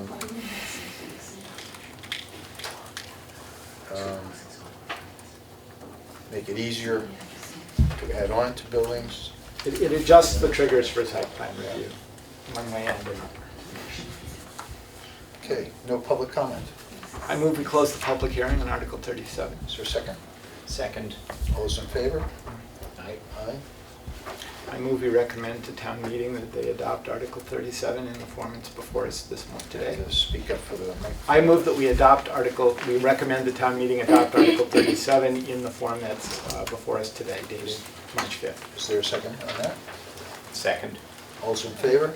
Guys, I have a question. Oh, We have I'm sorry. discussion. Question? So how does this interact with the solar energy bylaw? So we're exempting any solar energy large-scale system if it's less than 500 square feet or 10% of existing coverage, is that? Well, I don't think you can be large scale if you're less than 500 square feet, but we're exempting solar energy systems less than 500 square feet from site plan review. When you say 10% of the existing coverage, do you mean site coverage on the property or? Site coverage of the solar energy system. I think that should Coverage of the solar energy system. I think that should be clarified because it's not clear whether it's site coverage or. So everybody has to solar. speak up, I think, for the microphone. So Anthony. on B1.D, it reads the following would not be required for site plan review. Any new or expanded canopy, large-scale or residential solar energy system resulting in an increase of total area of less than 500 square feet or 10% of existing coverage, whichever is greater. And it's not clear to me in Okay. reading if it means existing coverage of the site or existing coverage of the existing If we solar say, energy. if we change both area and total area and coverage to be covered area, You're in potatoes. would that be acceptable? I think you have to So total specify covered area and existing covered area. total area covered by the solar system, solar energy system. Okay, well, both places. They were here last night? Well, site cover, coverage is, just could be misinterpreted for, What about total area? Is that unambiguous enough? In the previous one? Full speed ahead. Irrational. I have two Resulting in concerns an here. One, increase. you just reassured me how all projects are gonna have site plan review, and now we're finding out that ones that are 50 by 10 are not. Well, we've Yeah. Okay, this has been in here all along, it's just that we've Well, we're, you know, exempted- but we've this always is the exempted problem small with, things. with implementing all these small changes all at once when they impact each other. So new solar energy system bylaw, new provision here for site plan review. No, this is actually an exemption from site plan review. Right. Right. It's all, the provision for site plan review is already there. A We've, new provision for exemption. we've always had exemptions for things with small site coverage. This was added because now that solar energy systems don't have any site coverage by definition, we felt we needed to include them, so we just cloned what we said about site coverage for solar energy systems. Why don't we, taking our incremental approach, why don't we delete D and have site plan review as the bylaw suggests on all proposed solar energy systems? And then we can add this if we feel it's excessive and unneeded and. Because you've just said, don't worry, Jenna. There's going to be site plan I just said review this of all has been, this has systems. been here all, oh, I'd say, okay.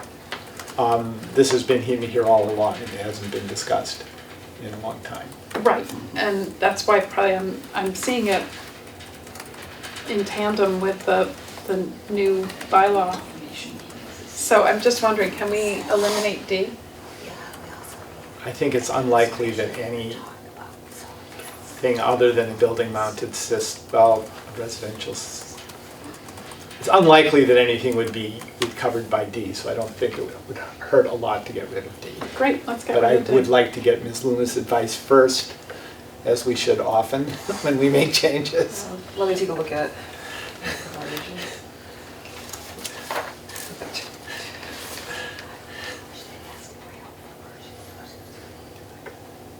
Yeah, if you delete it, it's just gonna go to site plan review, and then it would fall back onto large scale would be major, and then canopy and anything else would be minor.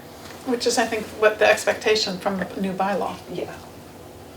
Okay, I don't particularly object to removing okay, D. so that's coming out, D is out. Great. All right, caught that just in time, by the way. Okay, so any other comment on this bylaw? Take a little vote at night. Did I move to, I closed the hearing, right?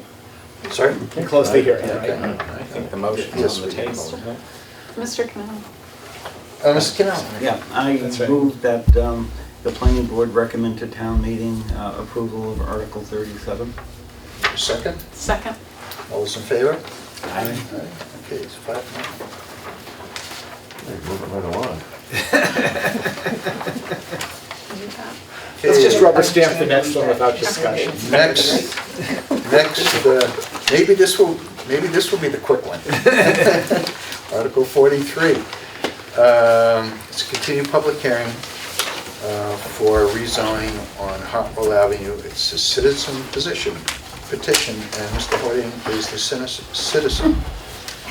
So, A brief statement and then. okay. Should, as a citizen, I just want to be clear to the public, as a citizen, Yeah. should Mr. Hornig move to a chair across the table, or but just not continue as planning board? Is that, If I turn this upside down, is that enough? Can people speak, please speak up? I'm sorry, I was asking the chair as a point of concern, because the planning board voted against moving forward this article, Mr. Hornig is bringing it as a citizen petition, and I didn't want the members of the public confused, thinking that this was a planning board article, because Mr. Hornig is on the planning. So, thank you. My name is Charles Hornig, and I'm representing myself and not any of the many boards and commissions on which I serve. We discussed this yesterday. The points I wanted to hit in response to comments that were made yesterday, it was asked whether there are property owners on Hartwell Avenue that are ready to take advantage of this should it pass. You heard yesterday Mr. Patel, who owns multiple properties on Hartwell Avenue, Bedford Street area, say that he is very anxious to do something and anxious to start work. So I think I've also talked to at least one other property owner who is not ready to discuss anything in public yet, but is very interested in keeping track of what's going on here. So I think, yes, there are property owners who would take advantage of this should it pass. I want to remind people that we are going through an update of the TMO1 district plan. I pointed out in my presentation some of the things we could do there now that we have 10 years of experience in thinking about what we need from parking and TDM measures. And we don't get any of those parking and TDM measures unless we get redevelopment. So redevelopment is an opportunity to do some really exciting things with, call it canopies, call it EV stations, call it a more aggressive TDM policy. I've seen people ask for that in 1050 Waltham Street, and this would be an opportunity to get it in a much larger scale. Traffic is always everyone's concerns, and you have to respect that. I've talked to a lot of people who are very concerned about traffic. The town is doing everything it can about traffic. We have the appropriated money for the 25% design, which is ongoing, and we are going to get the best possible solution to our traffic issues on Hartwell Avenue. They won't be fixed. There will never be no cars on Hartwell Avenue or on Bedford Street, but we are going to get a solution that addresses our needs as best it can be addressed. Finally, just about everybody has asked how this fits with the Hartwell zoning initiative that's been running out of the town staff. So what I can say about that, personally, is that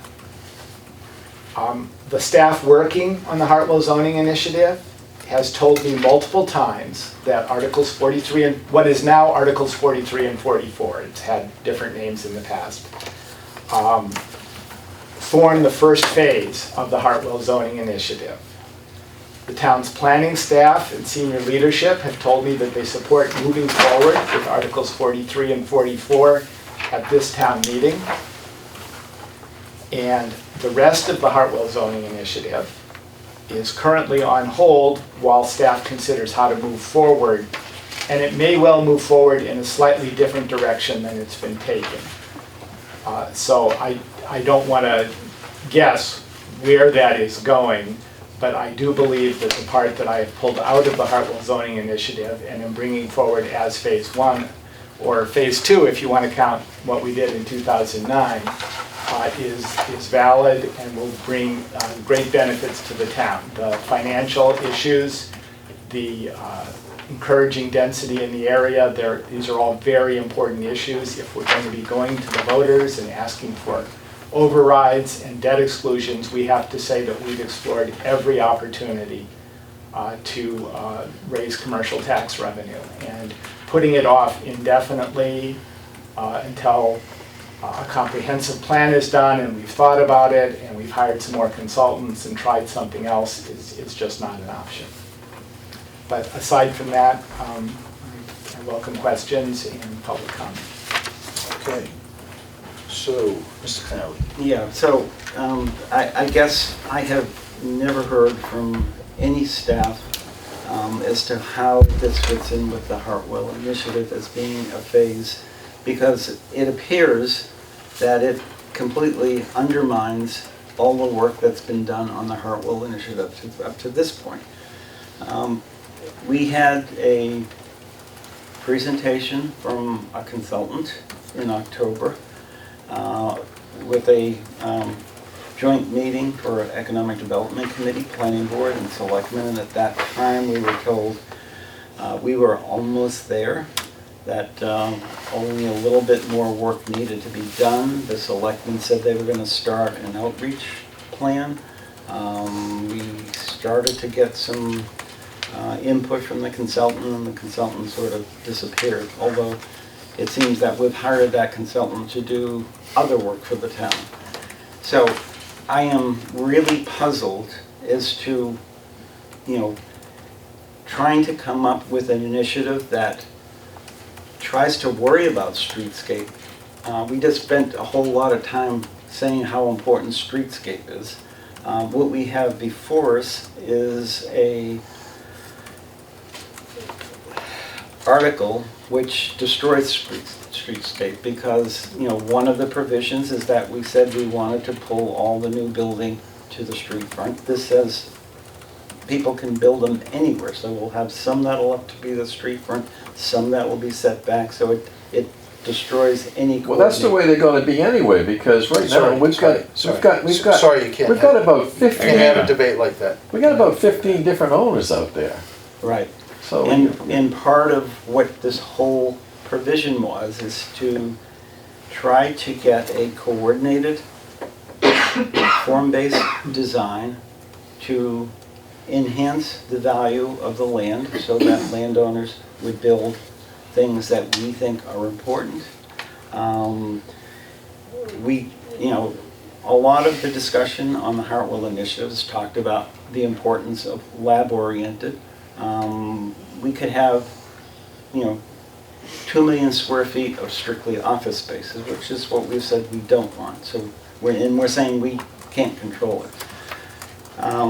So we said, our consultants have said, Third Ave is the model that you should go for. We think that in order for this to succeed, we need about 400 units of housing. This prohibits housing. And, Mr. Hornig and I were at a presentation today from NABC Magic saying, that in an agreement that getting increased residential, especially for family housing, is almost impossible for town meeting to pass. And it seems that the only way we're going to get affordable and moderate income housing is by doing it as a package, which is what the whole intent of the Hartwell initiative is. So if we pass and say landowners can do whatever you want to do, we'll come back in 2 years and say maybe we should do residential. I don't think there's going to be an incentive for that. I would like to hear from any staff or senior staff to point out how the principles of what is being proposed by the citizen article, how it is in compliance and how it dovetails with the Hartwell initiative. Mr. Loomis, do you have any input on that, or not at this point? Not at this point. Okay. All right. Mr. Horning. I just wanted to say one brief thing in response, especially, in particular about housing, and it applies to form-based as well. I don't object to a housing component. I don't object to the town working up a 40-hour overlay and discussing it and adopting it in the Hartwell Avenue area. It is something that is far beyond my capabilities. Article 43 motion is 2 pages long. The 40R district that our consultant did for Danvers is 168 pages long. I am not going to write that sort of a motion and myself. But I don't object to that. I am not a fan of form-based zoning. I don't have an unalterable objection to it. I'm just not a fan of it. But again, if the town wants to work up a form-based code for Hartwell Avenue, I'll consider it on its merits.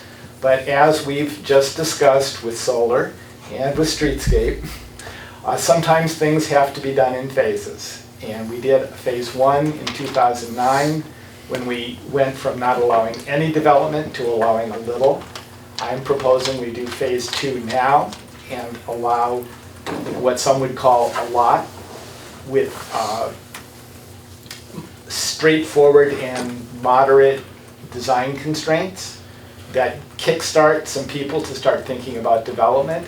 In the meantime, certainly the town can continue working on housing-oriented initiatives or form-based initiatives.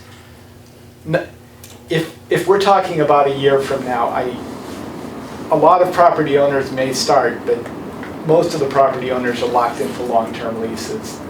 It's not as if everything in Hartwell Avenue is going to turn over all at once. Furthermore, housing is actually a very high-value operation, even compared with lab for a developer.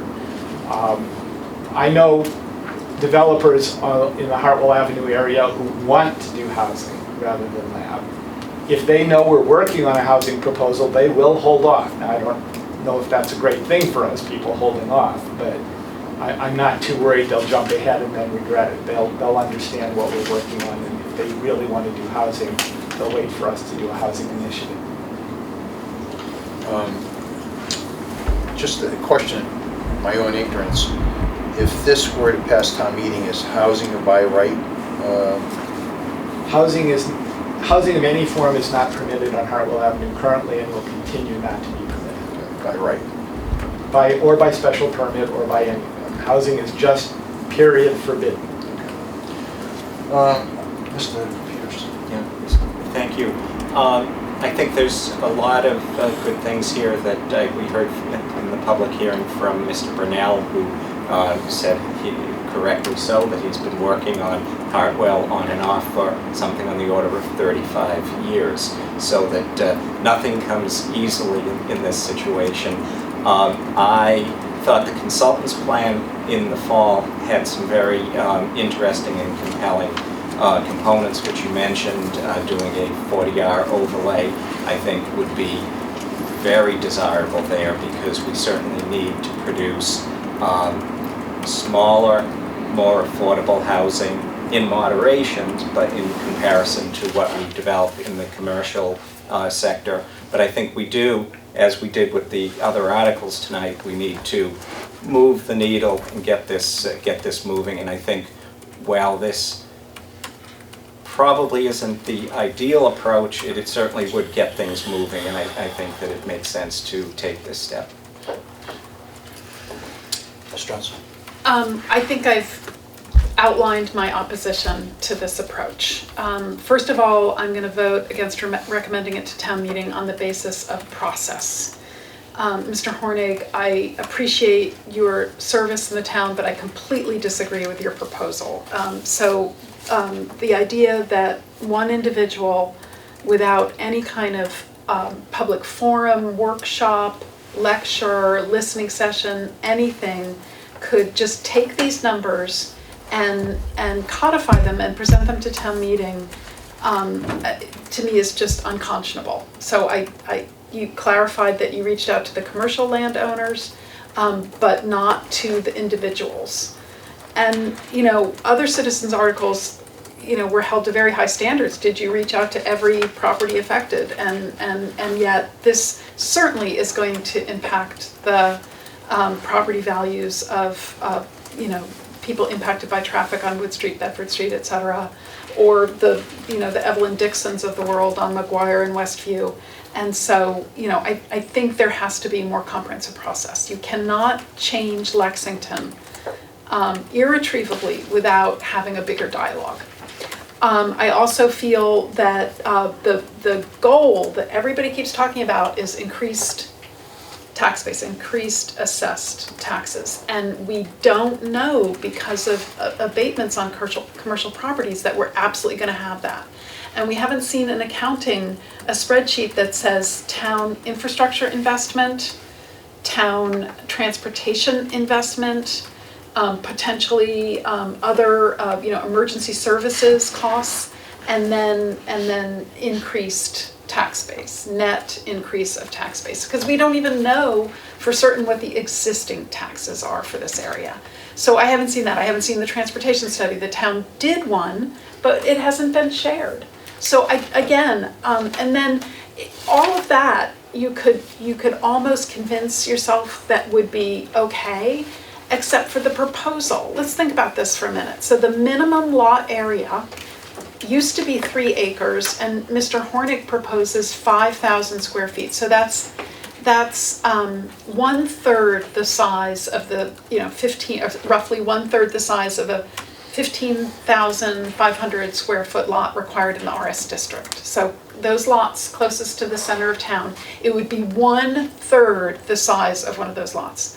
The Can we frontage. Can we ask what the purpose of that is? Because I have that question too. Well, I'd like people, for the record, and people here who are commenting, and my fellow board members, to understand that the frontage proposed is going from 200, which is in excess of, the 30,000 square foot lot in a RO district outside of town center.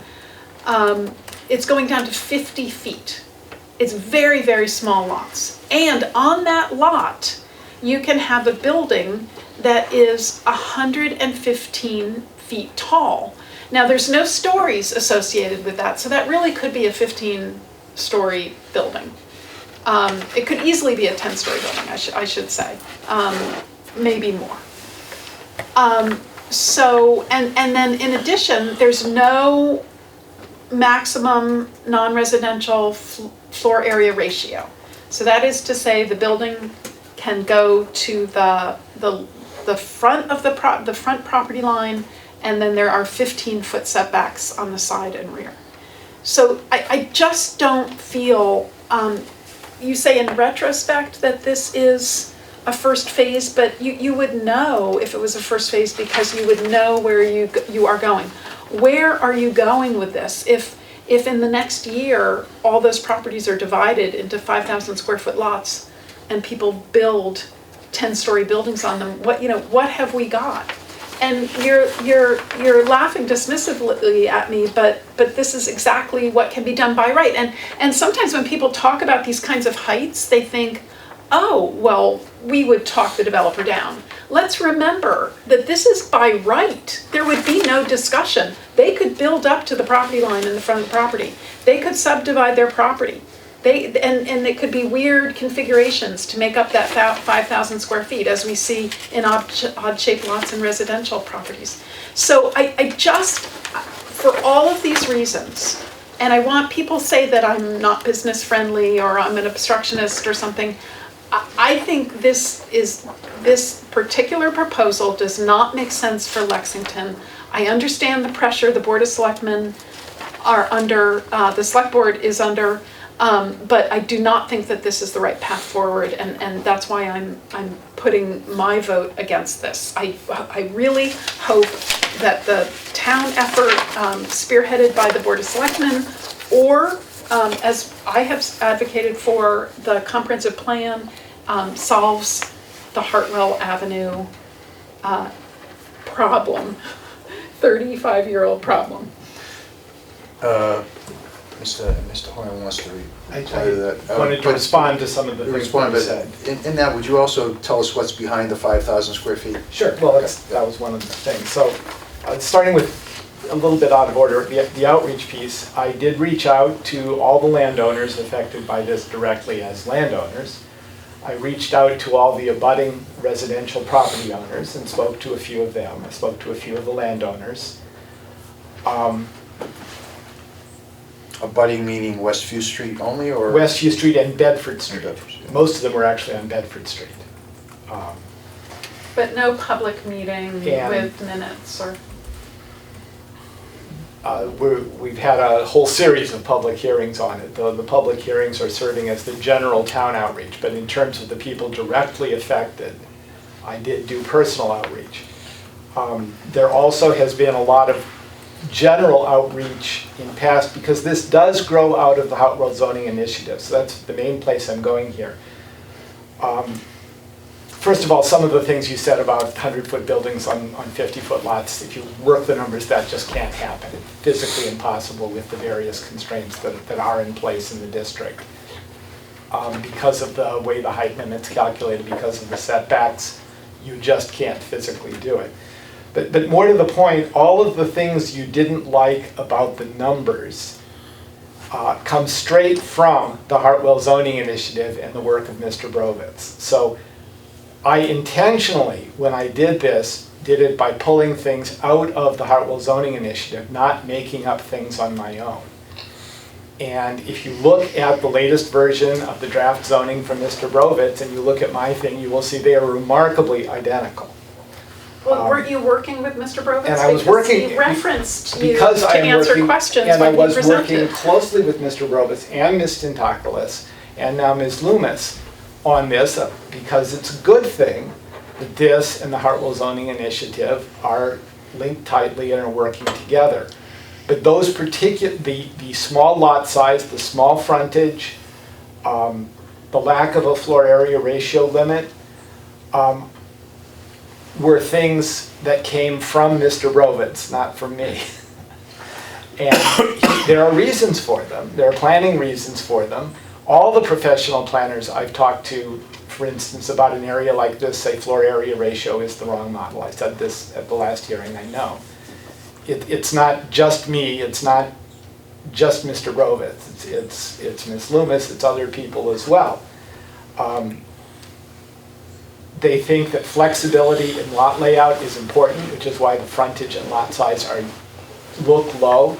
They look low so that you have flexibility to do this, that, the other thing, rather than having to be forever going for special permits for things that just make perfect sense. You know, on Hartwell Avenue, where it's not like a residential district where we're afraid of pork chop lots. We're afraid of whatever it is you're afraid of. But if we're so unafraid, what if we get one 10-story building and a bunch of 2-story buildings? Isn't that going to be kind of weird?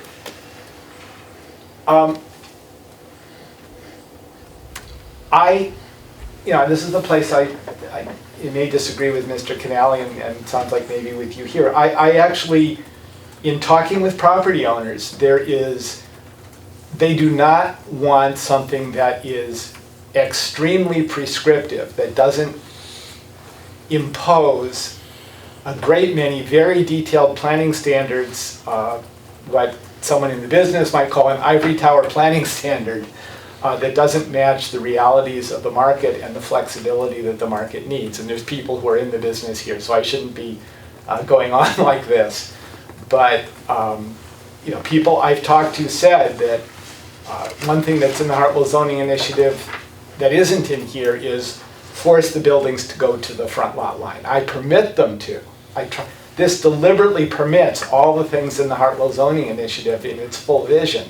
It doesn't require every building to be built to the sidewalk because some property owners want to. Many property owners don't want to build to the sidewalk. But again, you get kind of a mishmash. Parking in the front, parking in the rear, no public realm. I am a believer in form-based zoning, and I think we do need to be prescriptive because you end up with communities that look like Lexington when you're prescriptive. And when you're not prescriptive, you end up with communities that look like, the suburbs of New York City or Houston.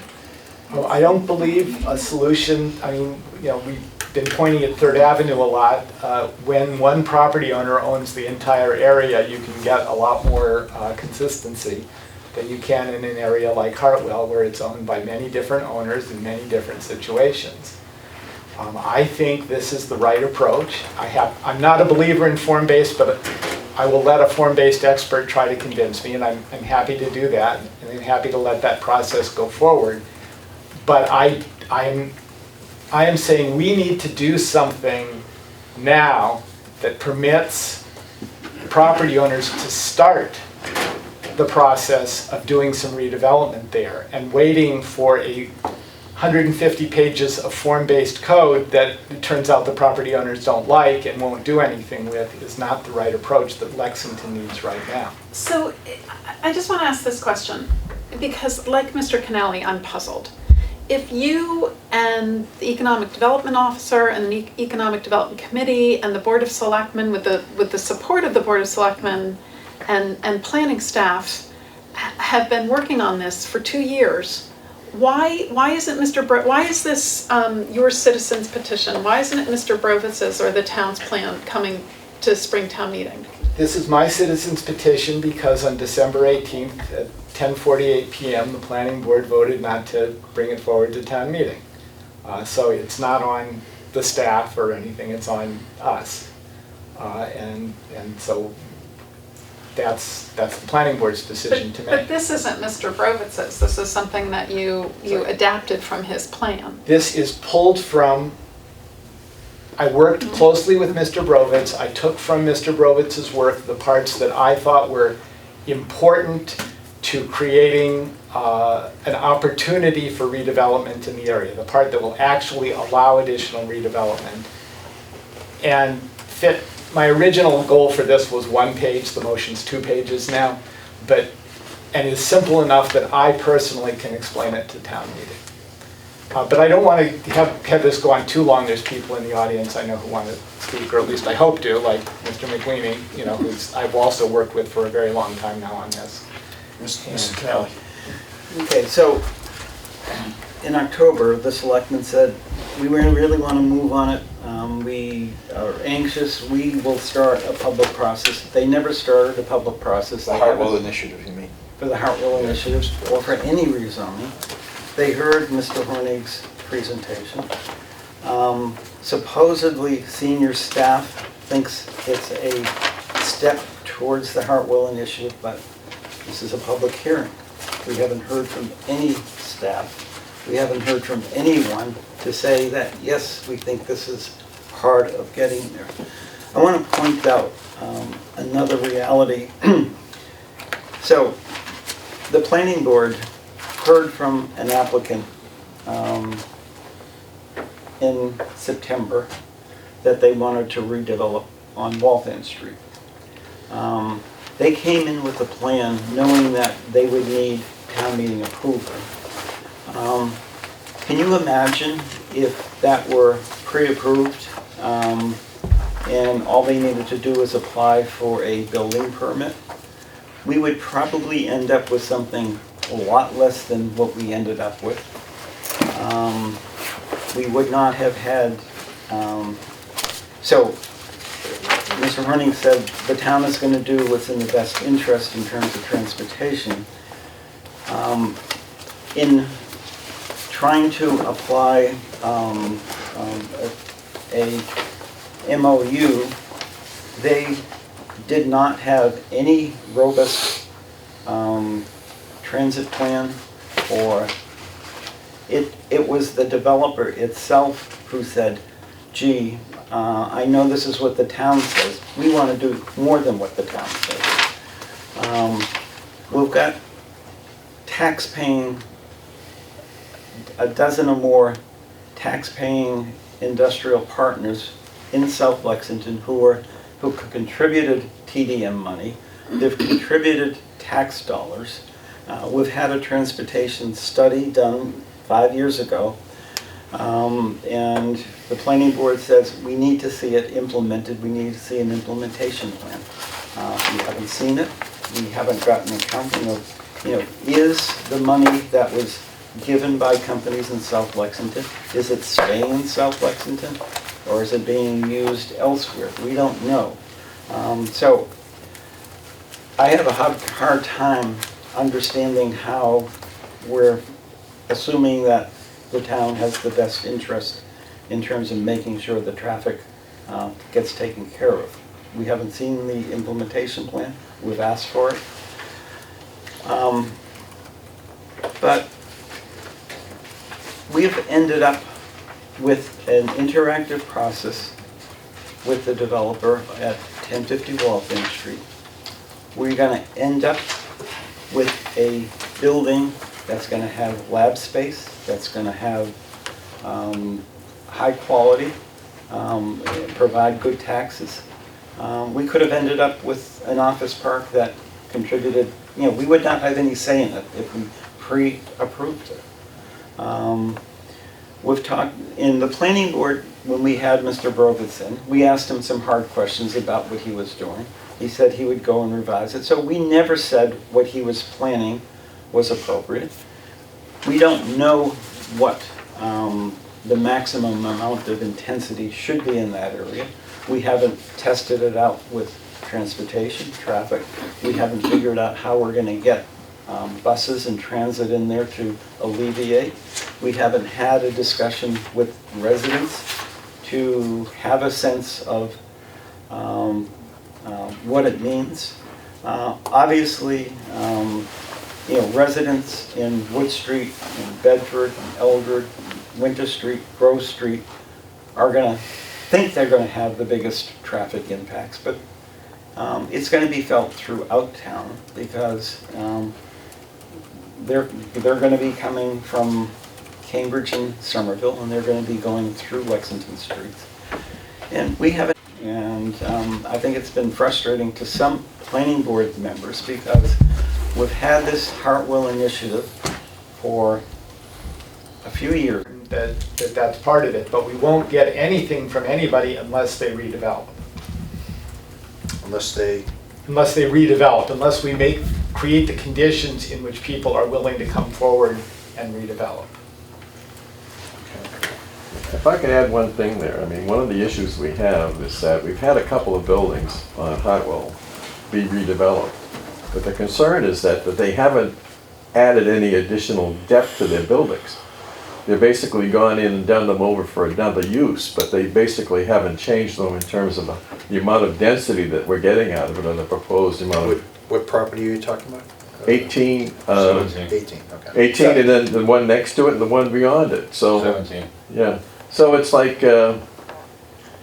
that's the problem that's holding us back right now, is that right now, we have a tremendous demand for lab space in our region. You know, as long as you're talking, you should just say who you are to Oh, the... John McQueenie from Okay, the EDAC committee. thank you. So, what we need to get, I mean, what we're saying is that, you know, we look back on the statistics that go back, you know, to like 1980, and we look at what the commercial properties were providing in terms of a percentage of revenue for the town. And then we look at what we're at today, and it's gone straight downhill because we haven't added a lot of commercial space. We got a big boost when Raytheon moved out of town, and then all of a sudden we were able to develop that a little bit more intensively. And of course, in town meeting voted to go ahead and do that and to allow it for manufacturing, which was a big deal. And we had an opportunity there for a while because we had the ability to have labs, and our neighbor over there in Burlington did not have the ability to put in a lab because they never got it approved. Now they have it. Waltham has it, and we're facing both Waltham and Burlington now in terms of being able to edge us out in terms of getting somebody new in there. One of the reasons they can do that is that they have got open space that's available right now for commercial development. So they've torn down a lot of the little buildings like we have on Hartwell Avenue. They've torn them down, single ownership, they can do whatever they want. They've torn those buildings down and have redone things. Now, one of the things they've done is they've added in a tremendous amount of apartments. Now, the town has told us that they don't want a lot of apartments because they can't afford to have the impact on the schools by having a lot of apartments.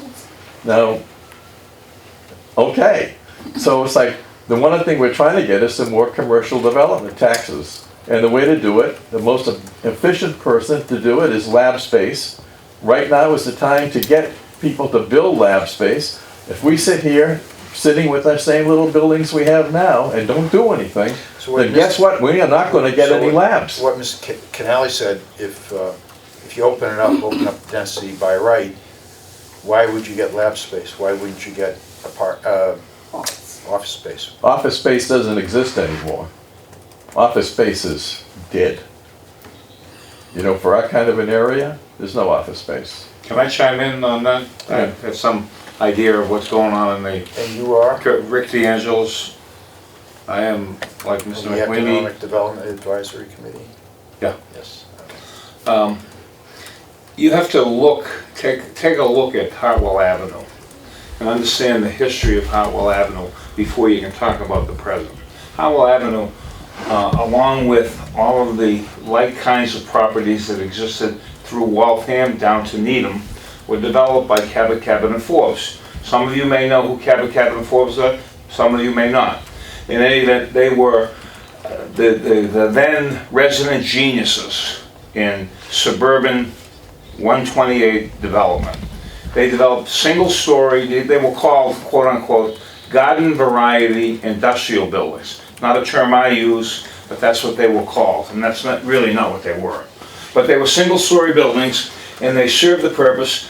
All of the farms and the pig farms along 128 got redeveloped that way. Hartwell Avenue was one of those areas. that's in the 50s, into the 60s, into the 70s, into the 80s. And like George Brunel, I have been working in the town as an attorney representing developers since 1980. So I can give you chapter and verse. So I met Mr. Canale actually. Maybe not in 1980, but in 1984 or so, along with Mr. Lambie. May he rest in peace. In any event, where is the market today? The market today, not surprisingly, just pick up the newspaper, pick up the Wall Street Journal, is in the life sciences. Nobody wants to do office. All right, if you look at Hartwell Avenue, there's single-story buildings on relatively small lots. I mean, reasonable people can differ on what should be a reasonable lot size, minimum lot size, and a reasonable frontage. I'm not going there at the moment, okay? But I just say that reasonable people can come up with a solve for minimum lot size. I don't know anybody that would ever build a gigantic building on a 5,000 square foot lot. I'm not sure I know anybody in the commercial world, in the real commercial world, that would want to buy a 5,000 square foot lot. So, speaking for me, I could see increasing the lot size. But I do think if Lexington is going to take advantage of the boom in life sciences, Cambridge is basically 100% occupied. That's where all your life sciences emanated. The move is to the suburbs. They got fine places. Lexington is a great community for that. You have an educated populace. We talk about traffic, but you have the confluence of 128 and Route 2, proximity to the Mass Turnpike. Yes, there are traffic issues. Yes, they have to be mitigated. No question about it. I'm not sure that we will be able to take advantage of the life science boom unless we as a town, unless you as a planning board, take some initiative here. Okay, thank you, Mr. DeAngelis. I have some questions too, but go ahead, Mr. Canale. Okay, so we have over 500,000 square feet of zoned and ready to be permitted lab space to be built. That's been sitting, that's not being built, not being leased. You're talking about the Raytheon property? I'm talking about the Takeda property, yes. Yeah, and you know why it's not built on? Go ahead. Because some of your neighbors complained about how much noise was coming from their manufacturing facility. That's 100% correct. That is 100% correct. So you're saying, now, since then, you're saying they won't develop the property because neighbors complained? Yes, that is the reason. And we know who the registered neighbors are. But isn't that to the point that we should be mindful of the impacts to abutters? Because would you want to sit and listen to manufacturing noise all day and all night? No. No, I don't. But this was a property that was zoned for manufacturing. But what happened is that after they get the thing built, they realized that they created some kind of a nightmare for themselves. Right, so all that they had to do and all that they did is fix it. Well, they spent millions of dollars trying to fix it. But you know, a lot of times after something's been done, it's hard to start over again. Right. In any event. That's the reason. Now, since then, of course, we have a new owner. Shire is gone. Right. The Japanese firm is in charge. Right. And what they intend to do down the road, who knows? In terms of, are they going to expand there or relocate other facilities in there? Right, we don't because know. they have facilities all throughout Lexington, so they could pull everything back and that would. They're all, like their neighbors are everywhere else. Right, right. They could do that. They could do that. Hobbsbrook has property that can be developed. So I'm saying it's not that there isn't zoned and permitted for lab space. There is. But on the same token, we heard from Joe Zink from Atlantic Partners and from Bob Buckley at an Economic Development Committee meeting and saying, how have you been able to develop properties elsewhere successfully? And he told us. And he said, because the towns said, here's what we want, and was fairly specific about it. They said that's what they were looking for. They had no problems working with special permits to get specific projects in place. And Well, I think you're oversimplifying the situation between what they did in Marlboro and what they were able to achieve and why they were able to achieve it. Because Marlboro was under the gun. They had tremendous vacancies across the board in many portions of the properties. They were desperate to get some tax revenue.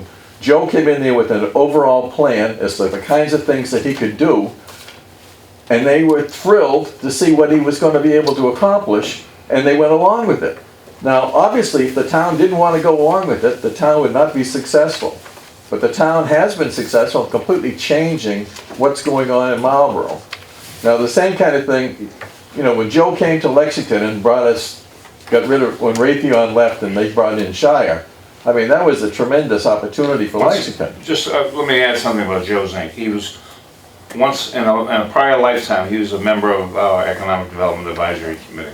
So we got to talk to him on a regular basis about his development philosophy and what it takes to, so I don't disagree. He and Bob Buckley did make a presentation. But what it takes is, if you have an investment in a particular property, to knock down a building is basically to increase your land cost. So how does a commercial developer recoup its land costs and then go off and build a profitable development?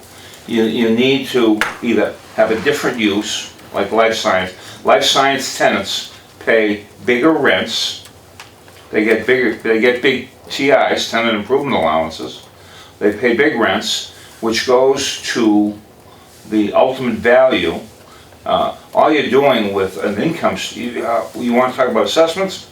You take the NOI and you cap it at a current market rate, and that's what your assessment is. Yeah, there are abatements, disproportionate assessments, or overvaluation, but by and large, you end up with bigger numbers in the town's coffers. Okay. But you have to encourage developers to knock down a building. They don't do it lightly. We understand that. Can At I just- 9:30, I'm going to take just a 2-minute break. I have to go over there for a minute. So, Mr. Horn. Well, just a very brief response. I have been in touch with Mr. Buckley because he represents a Hartwell Avenue landowner at 7 Hartwell Avenue about all of this. And I mentioned Mr. Canale's comments to him, and he disagrees with the characterization of what he said. And I'll leave it for him and Mr. Canale to settle that, but I just wanted to say that he did send me a mail where he You says mean in terms of what would be built? in terms of the meaning of his comments at the Economic Oh, Development okay. Advisory Committee meeting. Okay. So, Ms. Johnson, did you want to say something? Yeah, I just wanted to clarify something, because I think our town manager has got it right. You characterized the commercial tax rate value as tanking a percentage of residential versus commercial, and that simply is not true. It is Commercial- true. There's no commer- question about it. I think what's in terms of percentage commercial versus residential, residential has just Exploded. exponentially grown. Exploded, Yes, absolutely. exploded, and that's not a bad thing for the But that's one value of the of things that the people's commercial people are assets. complaining about, is that while residential has been, in Lexington, exploded, the commercial has not exploded. So we're still sitting with those But I think it's- 1950 buildings, which are only able to earn a certain amount of money, which is not a lot of money. And so they're not getting the growth that you would get from Clarification, residential. you saying that the landowners on Hartwell Ave are complaining that their property values are not going up? They're not increasing, yeah. Okay, I'm sorry. Okay, that's fine. I think there's a misconception that's being So- promulgated, and So I have some questions. So what's up with the 5,000 square feet? Is that just so they can Okay, do so this that, kind of thing, or? it comes from a couple of places. First of all, it comes from Mr. Brovitz's work. He didn't feel there was any need for any minimum lot size. I thought people would be more comfortable with 5,000 feet rather than 0, so I put in 5,000 feet. He did think a frontage was important to provide access to a lot, but that you didn't need a wide frontage. It's not as wide frontages in residential districts are designed to space houses out along the street. We actually don't want the buildings on Hartwell Avenue to be spaced out. We'd rather things were clustered. So you don't need these wide frontages. The lot area is largely around making existing lots comply. There are 3 lots that are currently undersized for Hartwell Avenue area. The smallest is 80 Westview, which is about 9,000 square feet. 476 Bedford Street is 27,000 square feet, and 7 Hartwell is about 60,000 square feet. It doesn't hurt to lower the minimum lot size on Hartwell Avenue. The incentives on a landowner are all towards larger lots, not smaller lots, because it's not like a residential district where you only get one house on the lot, so you want the lots to be as small as possible so you can build as many houses as possible. You can build multiple buildings on a commercial lot, and the setbacks kill you on these small lots. So the commercial landowners have all the incentives in the world to assemble bigger lots. They do not consider it important that the town force them to do it. In fact, they rejected that. We had a meeting with them 2 years ago maybe, and they were very clear that, you know, we will manage assembling lots if we feel it's needed, but you don't need to make us do it. So 5,000 square feet makes it easier to, 5,000 square feet To makes assemble. those small lots legal so that they can do things with them instead of having a burdensome regulatory framework where they're non-conforming and have to go to the zoning board of But they're appeals grandfathered. to blow their, no, if they want to do any small thing, they have to go to the zoning board of appeals to modify a non-conforming use or a so non-conforming it's saying structure. that a couple of So specific that properties. helps the people with small non-conforming lots. 110 Hartwell, it has enough area, it doesn't have enough frontage, so that is also sort of in the same category. And it doesn't do any Was that a harm. planned development district rezoning? That's currently in a CD3, but it would Right, be so, moved into yeah, CM as it's part kind of of this. It's like 1050. It's an office building. Yeah. It's the one that's set back off It the it street. shouldn't determine our future path, But the the size of that future- one property. The point here, and maybe it's a philosophical problem here, is the future, determining the future path in detail, deciding, moving towards the Soviet-style economy where we're going to take the area and master plan it and say, you're going to build a factory there, you're going to build an office building there, your job is to build the labs building. That's not the route we're going. We're trying to create a space where landowners can create value both for themselves and for the town. So the landowners reject the idea of very stringent standards. You know, I talk to people about some of Mr. Brovitz's ideas about requiring building to the street line, requiring that the first 50 feet of depth of their first floor be devoted to retail. They rejected that strongly. They said there is no market for that. You're just going to make us build buildings with 50 empty feet in the No front. commercial developer wants to build retail on Howell Avenue. So we permit retail, but we don't require it. That's the philosophy here, is permit everything that we want, don't require things unless they're absolutely necessary, so that we can encourage people to actually redevelop properties. So can we just take a 2-minute break? Sure, Just to go try- I already did. Here we go. So let's resume the Lexington Planning Board meeting at 9:35 p.m. Mr. Horning. Well, just in the brief statement I wanted to make is, you know, I've been making a really strong case for this approach to zoning. If we want to dive down into whether the minimum lot size should be 5,000 square feet or 7,500 square feet or 10,000 square feet, that's certainly something I'm flexible on. The approach is the part that I feel is sort of set now. Well, I mean, And- certainly I couldn't judge personally what sense that makes unless you point to an example of what you might want to do. Right. But it doesn't worry me. It sounds to me like I would have thought that, well, one owner wanted to buy 5,000 feet from this, but that's probably not realistic either. You said they want large lots, so. Okay. I can imagine situations where it might be suitable, there might be reasons, certainly for frontage, a developer might want to do a pork chop situation, which is where one building is in front of the other, and each building has frontage, but one of them has minimal frontage.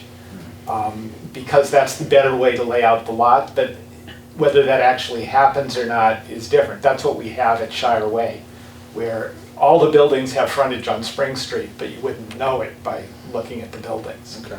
But I have discussed all the detailed numbers, with Mr. Brovitz, who's a planner, with Ms. Loomis, who's a planner, and they were comfortable with them. I'm still flexible on them, but I don't want to make changes just for arbitrary reasons. I want to make changes for thoughtful reasons, Okay. but I am flexible. Okay.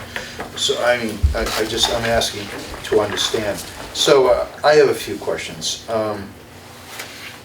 So, given this plan, by what factor could the density increase? Roughly. Well, and I presented this, I actually sent and was asked for backup, I presented this last week, I was asked for backup material, I sent that to staff, so we do have it now. It is, as I said, my back of the envelope calculation as someone who's not a professional, and I can read off the numbers and the assumptions if you like. No. The theoretical full build out using the specific assumptions I used, actually before I say the wrong, it's 6-something million square feet, but I will pull up the spreadsheet so that I make sure I don't say the wrong 6-point-something on TV. You ever like tonight then? Well, it won't be live, but people will watch it, I assure you. Oh God, this print is small.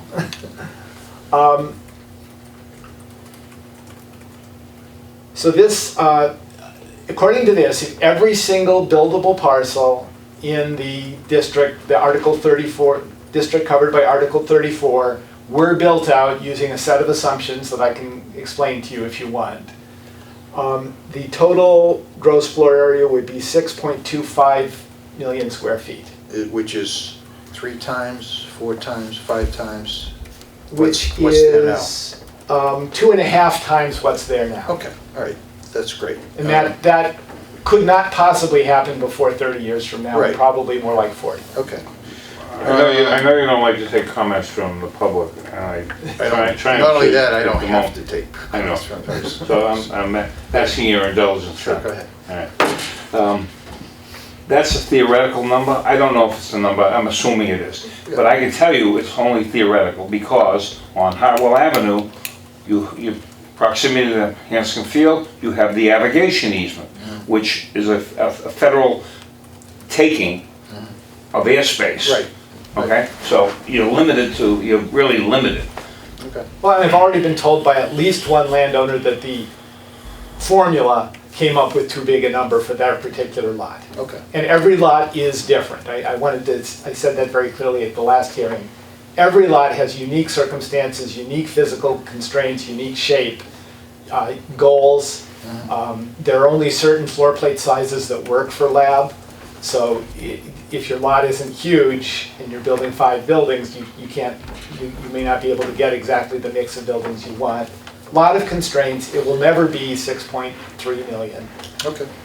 Okay, that's fair. Theoretically, but it gives it's something to think about. So let's see. I'm going to come back to the Russian School of Math, but so if we did this, so if you look at a planned development district, we can get LEED certified buildings, we can get energy efficiency, we can get ride sharing or shuttles, we can get solar panels,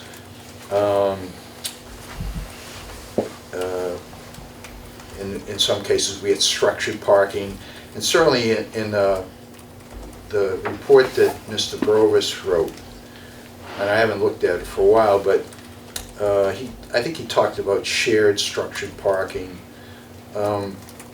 which is, I think, hard to do in any case, right? Because you have different property owners and so on and so forth. But in a by right situation, I would think it gets to be difficult. And just another comment, you have for the floor area ratio, no restriction, but the number that the consultant mentioned in those other meetings with the select board was that you had to do something meaningful, and they mentioned 1.0. So I'm not saying that's the number, but there's a big difference, or maybe there isn't a big difference between 1.0, you know, in reality, 1.0 and no restriction. Go ahead. Well, just to respond to the first thing you said, some of those things you said you can't do in zoning, like the lead thing, because that intrudes outside where zoning can go. Most of the things you said about parking, including solar, including shared parking, can be done through our TMO district plan. Okay. So even if in a by right situation, if we can write clear rules, we can get those things. What was the second thing again? Sorry. Floor area 1.0. ratio, 1.0. Oh, the 1.0. Right now, the average, I mean, as I say, all the professional planners have said this is the wrong way to measure things, but if you measure things that way, right now, our average floor area ratio for the entire district is about 0.26. If this full build out happened, we would get to about 0.7. Okay. So 1.0 was a number you would use because some parcels can go higher, some can go lower, and you know. I think we did hear an applicant in one of our projects say that tenants want energy efficient buildings, so that maybe that's a driver to get energy. It is a driver. It's foolish not to build energy efficient. That doesn't mean nobody will do it. And okay, so those are my observations on those kinds of dimensions. I got some answers. In terms of consolidating, we just rezoned 7 Hartwell to the CSX district, and they haven't committed, but they say they're going to move the Russian School of Math over there. And part of my thinking, having gone over and watched the traffic, I ended up thinking that it wasn't the worst traffic situation, it might be the best traffic situation for that location. And I'm disinclined, since they were so hard to get information out of, I'm disinclined to change that zoning. Now, what's wrong with CSX in that location? When we did that, I think there was widespread agreement that having this little isolated one-lot CSX district right at the gateway to Hartwell Avenue was absolutely the wrong solution. And that the right solution was to have this whole area in a single consistent zone where we could apply consistent standards and get a consistent result. We settled for CSX because we were unwilling at the time to fix the problems with the CM district, which are fixed in this. And it seemed the best solution at the time. I don't think it was picked only because it happened to have setback, frontage, and lot area and use requirements that fit their one particular use. If we wanted to build a lab building there, we couldn't now because that's not permitted in the CSX district. And if someone wanted to build, I mean, that site may be too small for a lab building, may not be. Probably is.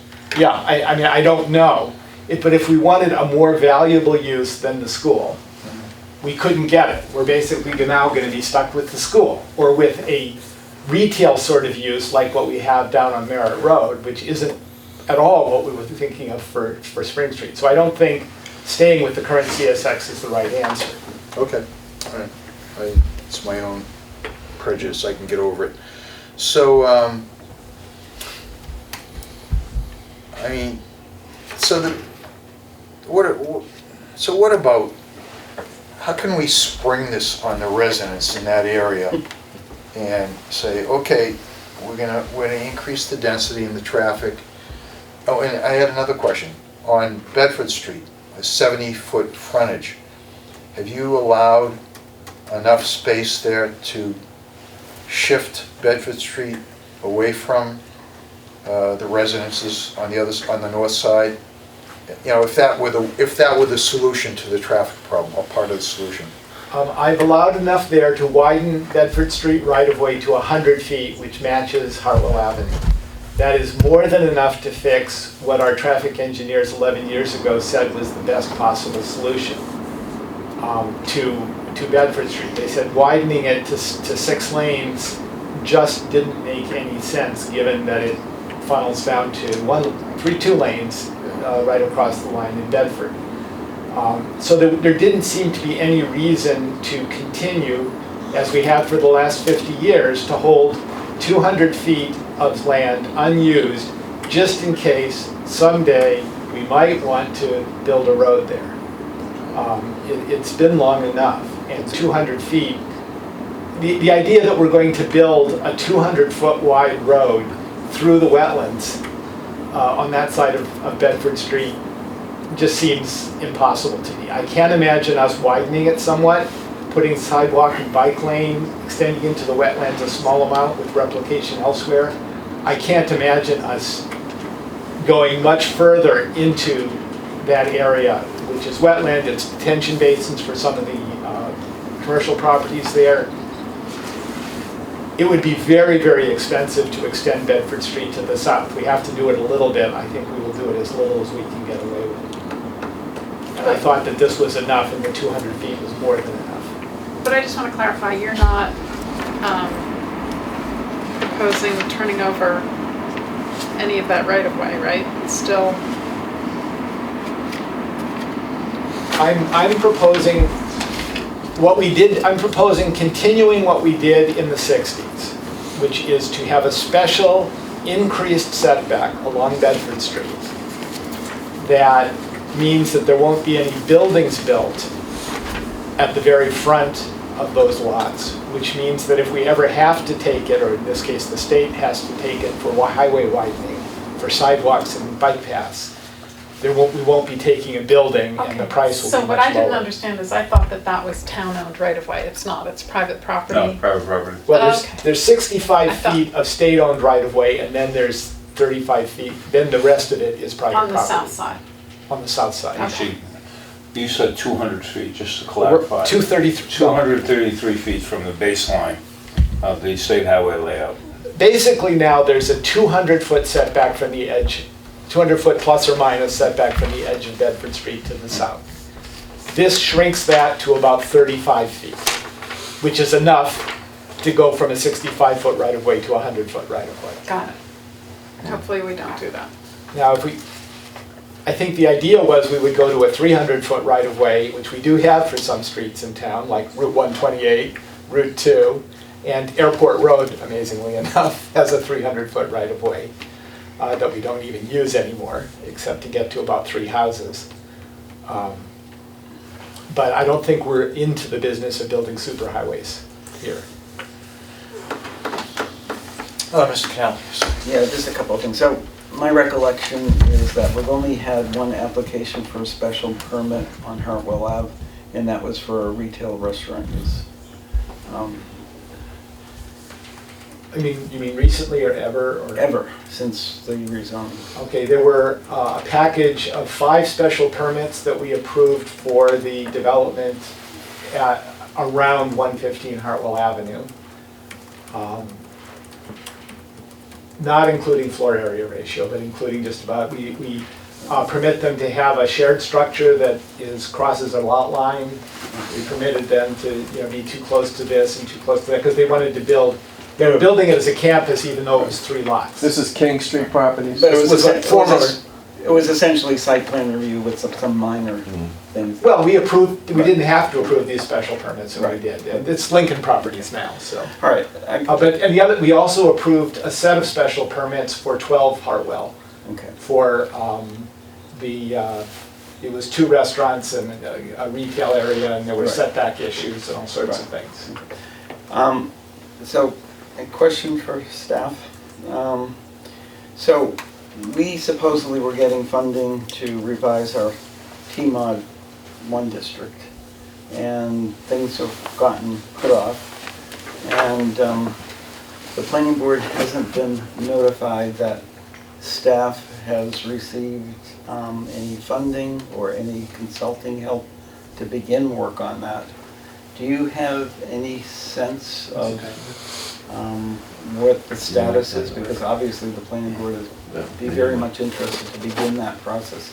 Do you have any idea? That would be something I would have to ask Sheila Page, since that would be something she was working on. Okay. Do you think we'll begin to do some of that? I would have to ask Sheila, Okay, since I all right, that'd be terrific. don't really know. So the other part is with your proposal, and I know working with Economic Development Committee, what would be your timetable when you think the town would be able to consider approving housing on the Hartwell area? Well, my proposal doesn't do anything, as I see it, to interfere with that. What the town approving housing would involve the town developing a proposal. I mean, I've been assuming for a 40-hour overlay district because I think there's a lot of advantages to going that route. But it doesn't have to be a 40-hour overlay district, but it would have to develop a specific proposal. It would have to go through the same sorts of discussions that we've been having, you know, in this, as part of this Hartwell zoning initiative, and address the concerns that the community will have, whether they're legitimate or not, the same way we have with this Hartwell zoning initiative, and then bring it to town meeting. It is beyond my ability. If you asked me to do it personally, I would say it would never get done, but it won't be done by me personally, it'll be done by staff, so you'll have to address that. And part of the question is, what would be the advocacy from the Economic Development Committee for housing? Our position is really works off of what does the Board of Selectmen want? What do they think is best for the town? I mean, our job is to try to figure out how to get some more commercial tax revenue. Right. Our job is not to try to figure out how to solve the residential problems. And, I mean, the residential thing is just another thing where you get 6 people pulling in one direction and 6 people pulling in the other direction. So, we're not There's in some a, in favor of it, there's some not in favor of it. We're not in a position to- Here's my concern, because Mr. Hornig indicates that the town is going to do what's best in terms of resolving the transportation issues. So we're doing a 25% design with the hopes of getting $50 million in federal funds to fix things. It's pretty clear. I mean, to get the TIP funding, the town of Bedford was told that in order to get your Phase 3 TIP project, Crosby Drive, Middlesex, that you need to show how many units of housing you're going to have before we would, you know, we don't want to improve the infrastructure just for commercial development. And when this came up to, because the project was going to be dropped because it was supposed to be, there's supposed to be a TIP project between 2021 and 2025, and you know, all that is already gone, and the town hasn't tried to get any of that money. Folks decided to put it back on, put it onto the new long-range plan, and members of the MPO articulated that without a strong transit program and without a strong residential component, they would never approve TIP funding. And unless there is the plans and the zoning in place to be able to build 400 units of housing, there's $50 million out the window. And I guess I'm kind of concerned about it because I've spent a lot of time and effort working with the MPO to get it on the long-range plan to begin with, trying to... Well, you gotta get the Board of, you could change the name of it, the Board of Selectmen and the town manager to agree that that's what you want to do, is to get that $50 million and make them aware of it and make them decide either they're going to go for it or they're not going to go for it. I think they're aware of it because they've been told that. This is a broader conversation. than It is a broader what you need. conversation, but, you know, we say we're gonna do the best thing to get transportation relief, but if we're gonna throw $50 million out the window and we'll fund it ourselves, you know, what, what is that gonna do from the revenues we anticipate from increased commercial development? Is that gonna pay for the $50 million? And, you know, so I guess those are questions I have. Mr. Horning. Yeah, and I think asking the Economic Development Committee to answer them is the wrong person. The Hartwell Zoning Initiative, as it's run for the last 2 years, has always included a housing component. It's now in the hands of Ms. Loomis.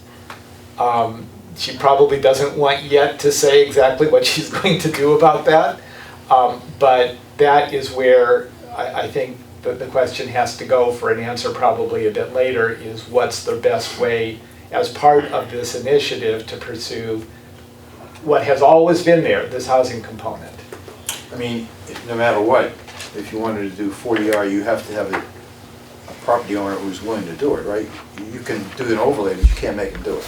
I actually foresee no difficulty. I have talked to property owners who would love to build housing. Yeah, the guy who owns the Boston Sports Club, I mean, he's basically a rental developer, and basically, that's what he would love to do. Right. So, And we talked to him about doing other stuff with it, which makes no sense. I mean, but it was like, he's willing to go along to get along. and one of the advantages of having a unified plan to say we want X amount of space and so forth, what they've done on Third Ave is they've said, you know, yeah, one developer, big deal, but, you know, they've told that developer. One developer, big deal is a very big deal. It is a very, that's what I'm saying, it's a You big go deal. to Westwood Station and go to any one of these other complexes Right. that have gone big time, Right, it's a single owner. right.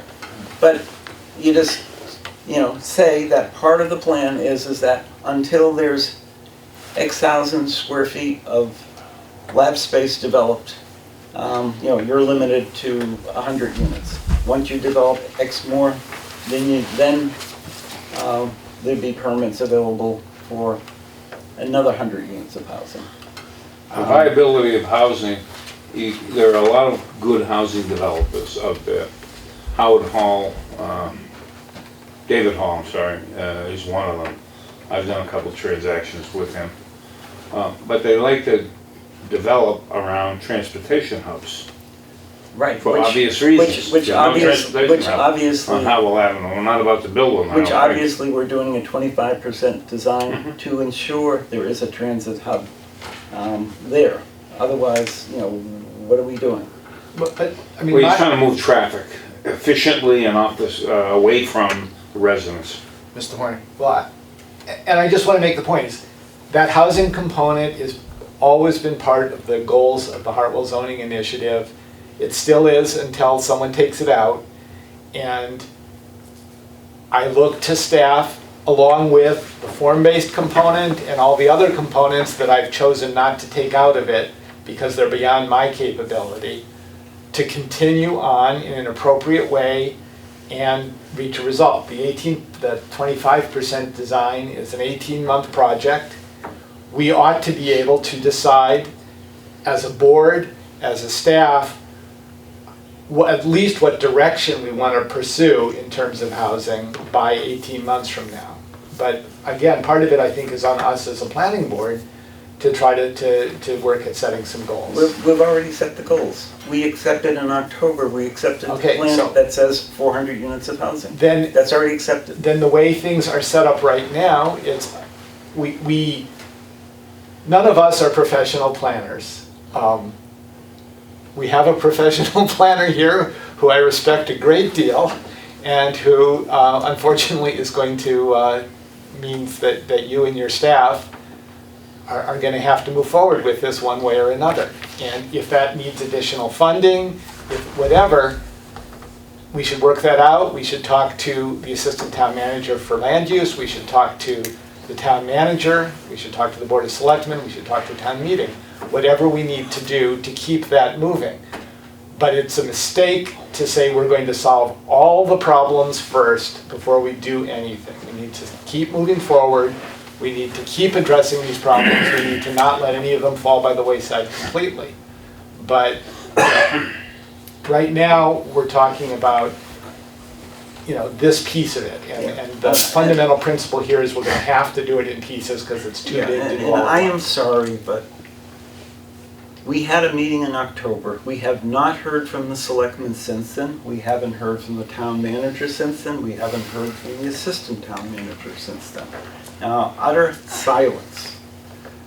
So we have not gotten any direction from staff or our partners on the select board. So we haven't got any indication in terms of, as far as I'm concerned, we came to some agreement in October, and all that we know is that Well, we're not working on who did you it get agreement from? from the selectmen and the planning board, the two policy boards. When you met with those people With all you. together? Okay. At that meeting, I thought in the end that the select board, not immediately, but eventually decided they would not bring something to spring town meeting, but they would bring something, Hartwell Ave initiative, to fall town meeting this year. Yeah. That was my No, understanding. that, the most recent joint meeting, the select board said that they would decide in February whether to bring an article forward. They did. That sort of became moot because the article was already there in December and there wasn't anything for them to bring forward. Article, your article. My There article. was no town article. Right, but there was no, I think they didn't feel the need to have a town article given the presence of the citizens article. So, I don't want to speak for the select board. Well, I mean, if the select board felt that way, they should have communicated with us. We have heard word, I'm sorry, Mr. Chair, have you heard from the selectmen? I have not, no. So, Mr. Chair. Mr. Peters. Yes, I mean, if that's the question, that we're not getting any feedback from the selectmen and from the town manager, I would think that it would make sense for the board chair to reach Right. out and, I can do that. yeah. I can do that. But, Mr. Horning, so you presented this to the select board? I presented this And what kind of to feedback the did you select get? board in February, in the 24th of last month. Right. Okay, let me find my notes. So that I get it right.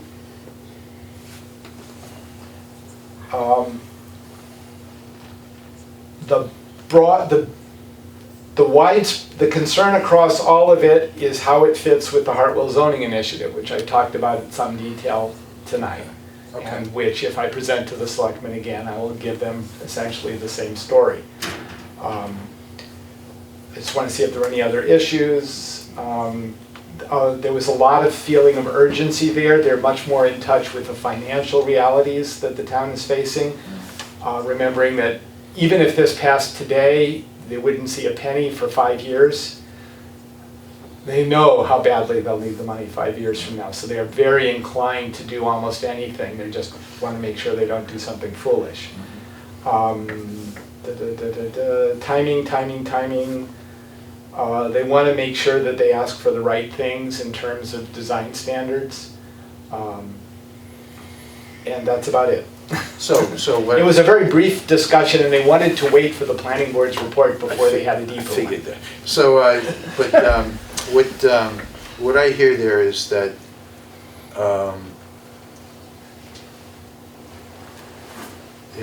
there's urgency, but what's going on here? Because we had a Hartwell Avenue initiative, and so there's a little confusion, not confusion, but, you know, uncertainty about that. That's what I'm hearing. Their only significant concern was how this would interact with the rest of the Hartwell zoning initiative. So if I've tried to convince you that they work together, I think that's the only thing that the selectmen raised that they need to be convinced of. Right, but you had said senior staff agrees with you, and we haven't gotten any, you know, I have no idea whether our staff is doing anything on the Hartwell Initiative, whether they've been directed to do it, or whether they're just supplying, working with you as a citizen petitioner. I would prefer, I mean, obviously, questions like that will have to be answered by Ms. Loomis or Ms. Kowalski or Mr. Malloy. Well, I can Mr. speak Chair, to you're what our they've chair. said to me, that's not necessarily what they feel today, so. No, sorry? You should hear it directly from them, not through me. Okay. Yeah, I mean, I got the picture, so, all right, so, useful conversation, it's 10 o'clock. What do we have on for next Thursday? No, I'm just, no, I'm not thinking about I this. thought you were gonna do it tomorrow. Draft reports for all the articles, including this one. Okay, so that's a lot of work. So we don't, actually, no one's responded back to me regarding who could and could not make it. But the question comes down to, if all board members are not available, I'm available. I'm do you This is want to for have Thursday. the reports prepared, or do you want to wait until the 18th when everybody's there? I'd like to I ask know. the board to wait. In the past, the report language has been controversial because we have had a wide range of opinions, Okay. and to craft it so that it adequately represents that range, I think everybody has to be present. And I let the board know a long time ago I would be going to visit my granddaughter, and I want to enjoy that without knowing that I'm missing. No, we would prefer you were there. But I So- want to say, on the 18th, we have to vote the final report with every period and spelling correct. Yeah. The hope to do on the 11th is the draft reports and address the big issues of The what 12th. goes in, and The the 12th, what goes in and what isn't in. And not have to be dealing with those big issues at the same time as we are copy editing it. Right. Well, I think that's the meeting I don't want to miss, so.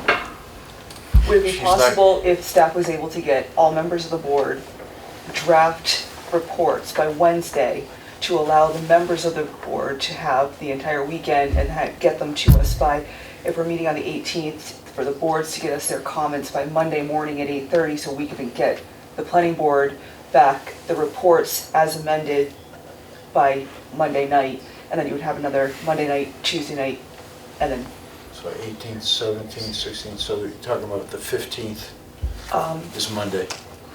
so it would be 15th, sending it to the 16th is board Monday. by March 11th, Yeah.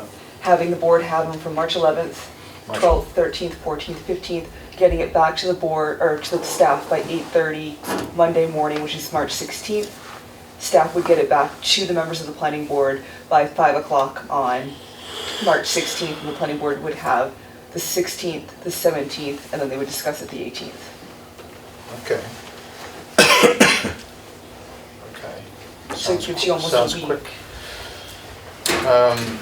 It is, but we've had, so we are completely up to date on our minutes, and we've got pretty good Thank notes to you. getting everything taken care of, so Okay. we've already kind of put together an outline of what we're gonna put in the reports, it's just a matter of closing them. See, all the other planning directors made it sound like this was hard. We've been had. Mr. Arning? Well, just some things. I am pretty sure from what they said on the 24th that the select board will talk to me again between now and when this comes up to town meeting, Yeah. which we haven't decided yet, but might be in early. Yeah. Because we were gonna ask to have everything early, but we'll see. Okay.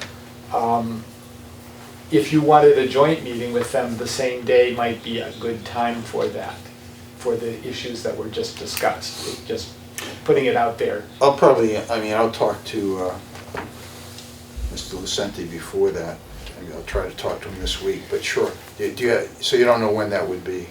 Well, it won't be Monday. They're meeting every Monday, so it will either be, I assume, it will be the 16th or the 23rd.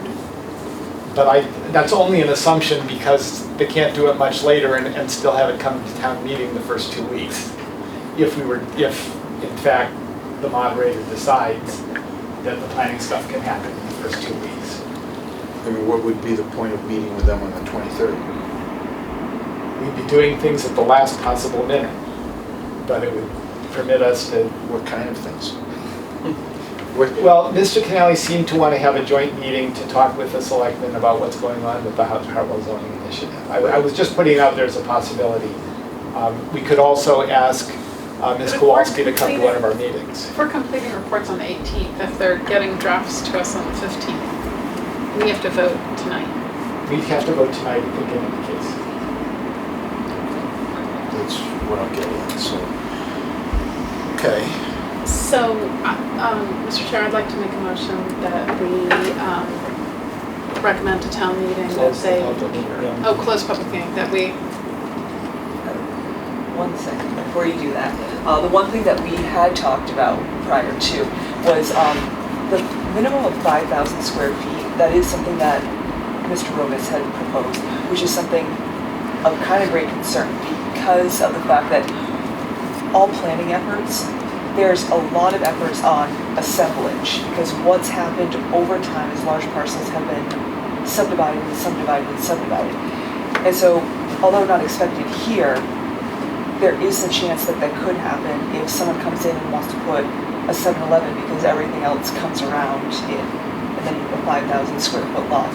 So at the minimum, I think the number we were talking about or looking at was 20,000 square feet to create those 3 lots as conforming, but just to make sure that each lot has a minimum of a half acre, just because 5,000 square feet is really small, and if you Right. cut it up pretty small, it wouldn't, and also if you had, looking off I closed my window, I apologize, the minimum frontage 50 feet, it creates an odd lot, because 50 feet by, It's basically, an odd lot.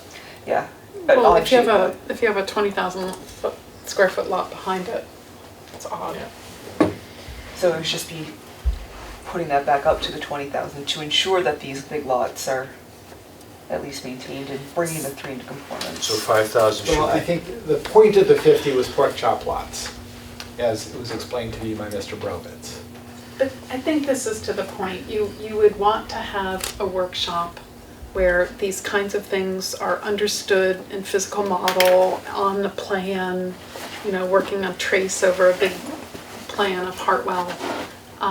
We test out the different ideas, and then when we got to something that everybody felt really positive and we understood what all the implications were, we'd go to the public and we'd have a listening session. And what do you think of this? This is the benefit that we can demonstrate both physically what the buildings look like and financially and fiscally. Well, I think the relative benefits of 50 and 75 foot frontage for pork chop lots is probably not something of general interest in the public. Well, let's not make that assumption, especially to people who might be impacted by the traffic and the shadows. It doesn't affect the amount of development that's permitted, it only affects the flexibility of the owners to divide the But my ownership of the lot. point is we decide as a community and we come to a consensus that isn't going to be your numbers or Mr. Brovitz's numbers, it's going to be Lexington's numbers. Okay. I am comfortable with increasing the minimum lot area to 20,000 square feet if the board, I have no problem at all with that. It leaves one non-conforming lot, 80 Westview.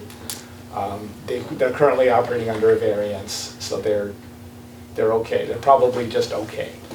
But that's the kind of discussion and movement and understanding that Ms. Loomis brings as a professional planner that we would need for all the dimensional standards. I think the frontage would need more looking at. There are, I would want to make sure that 7 Hartwell and 110 Hartwell still comply.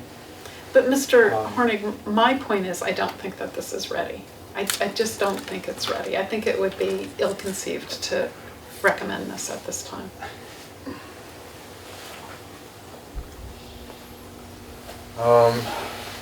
Mr. Canal? Yeah, before we close that, I do want to make a comment because I was talking with one of my colleagues from a contiguous town, and we were talking about national politics and world politics and about the concern about authoritarianism and how it's affecting national global things. And he said, it seems to be infecting local politics as well.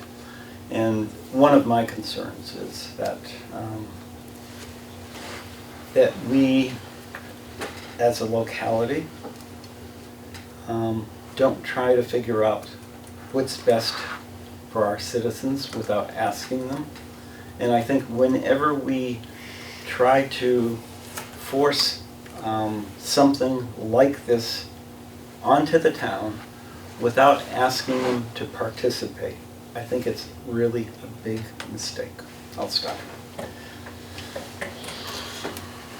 Mr. Peters, any final thoughts? Well, I think that Hartwell has been on the agenda for 35 years. I think that moving something along would be a good thing, that it's an opportunity to get some shovels in the ground and get some commercial development going.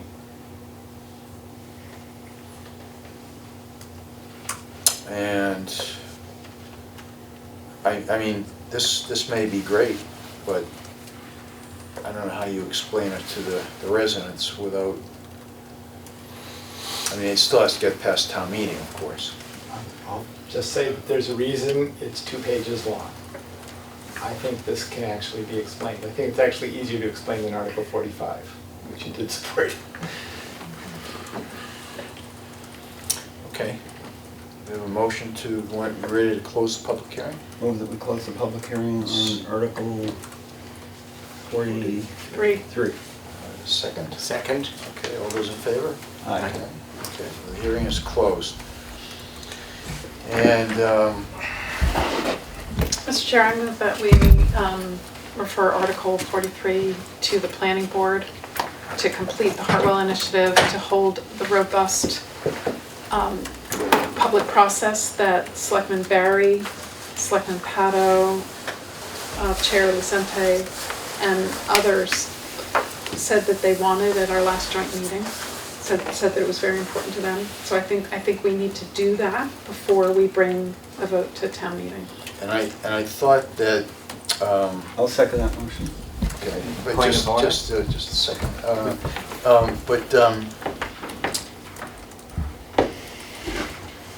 So they said they did want to bring something to town meeting in the fall.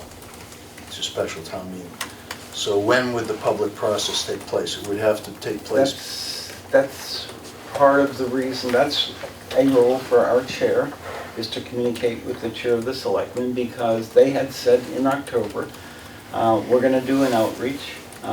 We would know by February 1st would be our drop dead date in terms of what we might support. And we've tried a lot of outreach, but we get stonewalled. We don't hear from the selectmen. They don't communicate with us. I don't know what we can do. I think, we should try and reach out to them again. I think we should. I mean, I think they're up to their eyeballs really with everything. Well, I mean, obviously, it seems like there is no sense of urgency by them or by staff. But I think they were mentally committed to special town meeting 2020, so maybe that seems like not urgent. Mr. Horner. I just want clarity on the motion. First of all, I assume you meant that you would recommend to town meeting that they refer it to the planning board. Yes. Because I you said just- to refer, you just moved to refer it. That The town second thing meeting is, refer it to. could you read the whole motion again, or Ms. Limits, I don't know if you got it all down in real I time. did, but I just deleted it because I thought you were reading it. Well, because there was a lot of stuff in it besides just recommending that. Yes, I they refer. recommend I that wanted to hear it the all planning again. board, I move that the planning board recommend to town meeting that Article 43 be referred to the planning board, so that and this doesn't have to be part of the motion, we refer to the planning board, so that the planning board can collaborate with the select board to conduct the robust public process that they insisted we do at our last joint meeting, and improve this so that we understand what the public realm looks like and build it into the zoning, that we understand what the fiscal and financial picture looks like and build that into the zoning, and you know, we have a much better sense of what we end up with, because Mr. Herman, you kept using the word consistent. You want things to be consistent. I don't think the proposal gives us any kind of assurance of consistency. Mr. Chair. Yes. So can I ask a question? The motion would be to recommend referring back to the planning board. Not So back to the planning to board. refer It's to, not- right, it's refer not to the board's. planning board. So the motion would be open on the floor at town meeting and would be presented, and there would be debate at town meeting on, Well, no, the motion would go forward. No, the main motion would be put Right. as it stands in the paper here. yeah, The planning board would, at some appropriate point, always a tricky thing, move to amend the main motion to substitute referring it to the planning board. but debate would open on the main motion. Correct. Debate would open on the main motion first, and the planning board would give its report on the main motion first. And then at some later point, the planning board would move to amend the main motion, and we would have the whole debate on an amendment thing. Right, and the town meeting doesn't have to accept that, The correct? town meeting absolutely does not have to accept that. Okay. And in fact, I would likely be arguing against it. All right, do I hear a second? I second it. All those in favor? Aye. Opposed? 2. Okay. Okay. That's Article 43. Everybody want to keep working? Time to go. I think so. Do we want to do the reports for 38 and 36? Yeah, the printed copies are provided in the paper packet.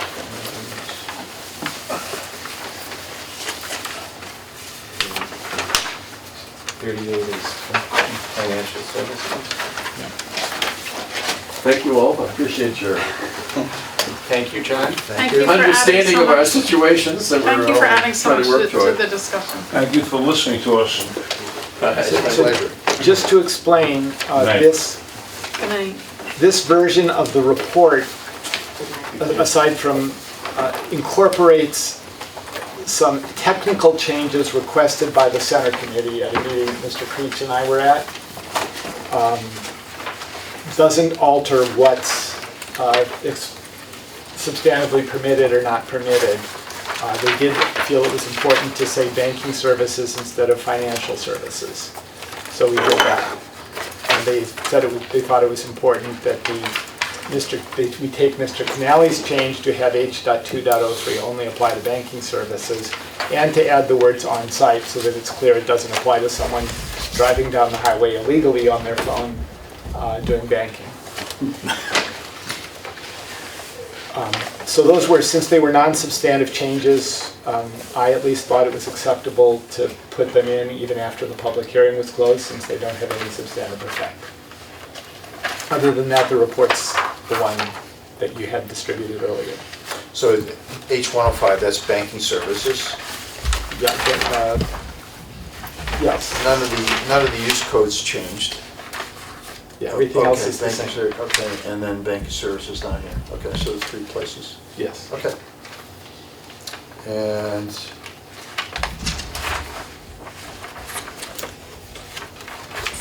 So, was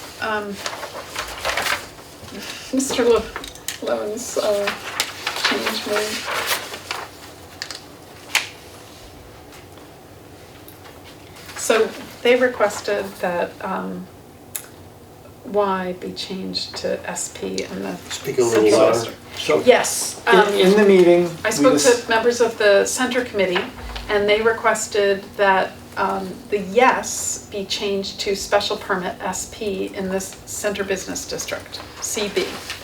Okay, so Mr. Creech and I met with them, and swapping around the use codes was not something that was important to them. And given that it was after the public hearing, it seemed simpler to keep to things that were very limited.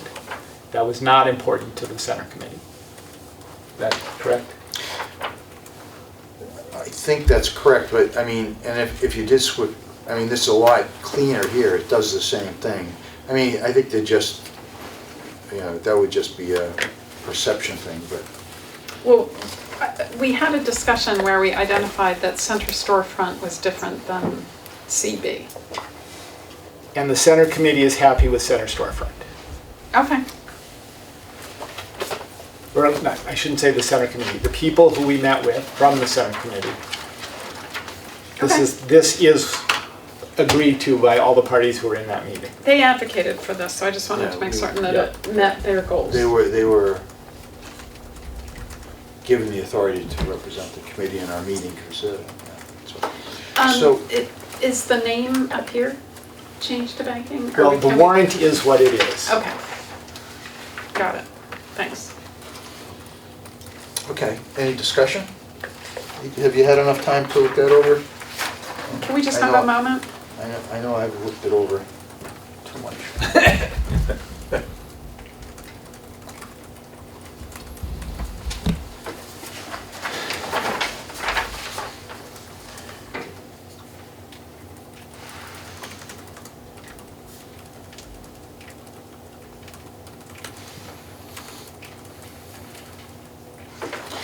Actually, I have a question. So, banking services delivered on-site to persons. What does on-site mean? It means what Howard said it meant at that meeting, At if you the- remember. It means that it means a drive up or drive through or drive in. At the That banking is, site. You're at the banking site in your car, working on a machine, like at Bank of America, or working through a window, as you do other places, as opposed to, they thought it would also extend to someone on Route 128 typing on their cell phone, and they didn't want that Okay, included.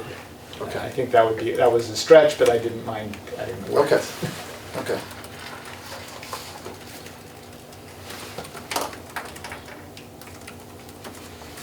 What's up? I move that we adopt this report as is put before us for publication to town meeting. Second. All those in favor? Aye. Did you actually vote the article? Long time ago, I think. I don't think you voted this one. I move we recommend that the motion set forth in the report to be adopted by town meeting, Thank you. just in case. Just in case, I'd rather have it doubled than. If not, we haven't already. Okay, We have to All vote. those in favor? so yes? We're taking another Mr. vote. Hornick moved that we recommend the article to town meeting. I seconded, Oh. so. Just in case, because All's we've all in lost favor? track of Aye. where we are here. Okay. This is double Okay, distributed, but just to see. The next one is short-term rentals, Article... 36. I have an article. This one Article we're- 36, This yes. one we're recommending to town meeting, I think, right? Right. Yes, you have to vote and recommend. But we don't have a report, we're just recommending to town meeting. I move we recommend Article 36 be adopted by town meeting in the form before us. Second. Second, all those in favor? Aye. Okay, opposed, nobody? Did we do the report for 41 yet? You have not. That was in the paper packet provided as well. I move we adopt the report that's in here somewhere on Article 41 for presentation to town meeting. Wait a minute, I'm going too fast. It's technical corrections, it's really hard to get wrong. Second, Second. all those in favor? Aye. And, let's see. The only thing I see left is board and staff updates. Sure. No, I have an update. So the Special Permit Residential Development Committee last met in November and sort of took a break because we were considering issuing an RFP or an RFQ to hire a consultant to look at zoning. In looking through, it appears that if we broke it into a small enough piece, there's a provision that we can hire a consultant who is known to the town for past work. So the town has hired Mr. Grobitz to work on a piece of that special permit residential development. And the committee chair is in the process of calling a meeting of the committee to update us on the work that's to be done. Thank you. Mr. Conley, I'm sorry, I just missed the first sentence. What is Mr. Brovitz working on? So he's going to be working on potential SPRD zone. Okay. Thank you. Mr. White? Ms. Hyde, Mr. Canale, and I all went to the Magic bi-monthly meeting, which was largely about the housing situation, housing production situation in the Magic subregion, which varies from suburban to exurban. And it was, I only got to hear half of the presentation, which was extremely interesting, so I hope Mr. Canale can fill in anything that I missed, because I had to leave in the middle. Before that, we had the usual roundtable where people talked about what they were doing.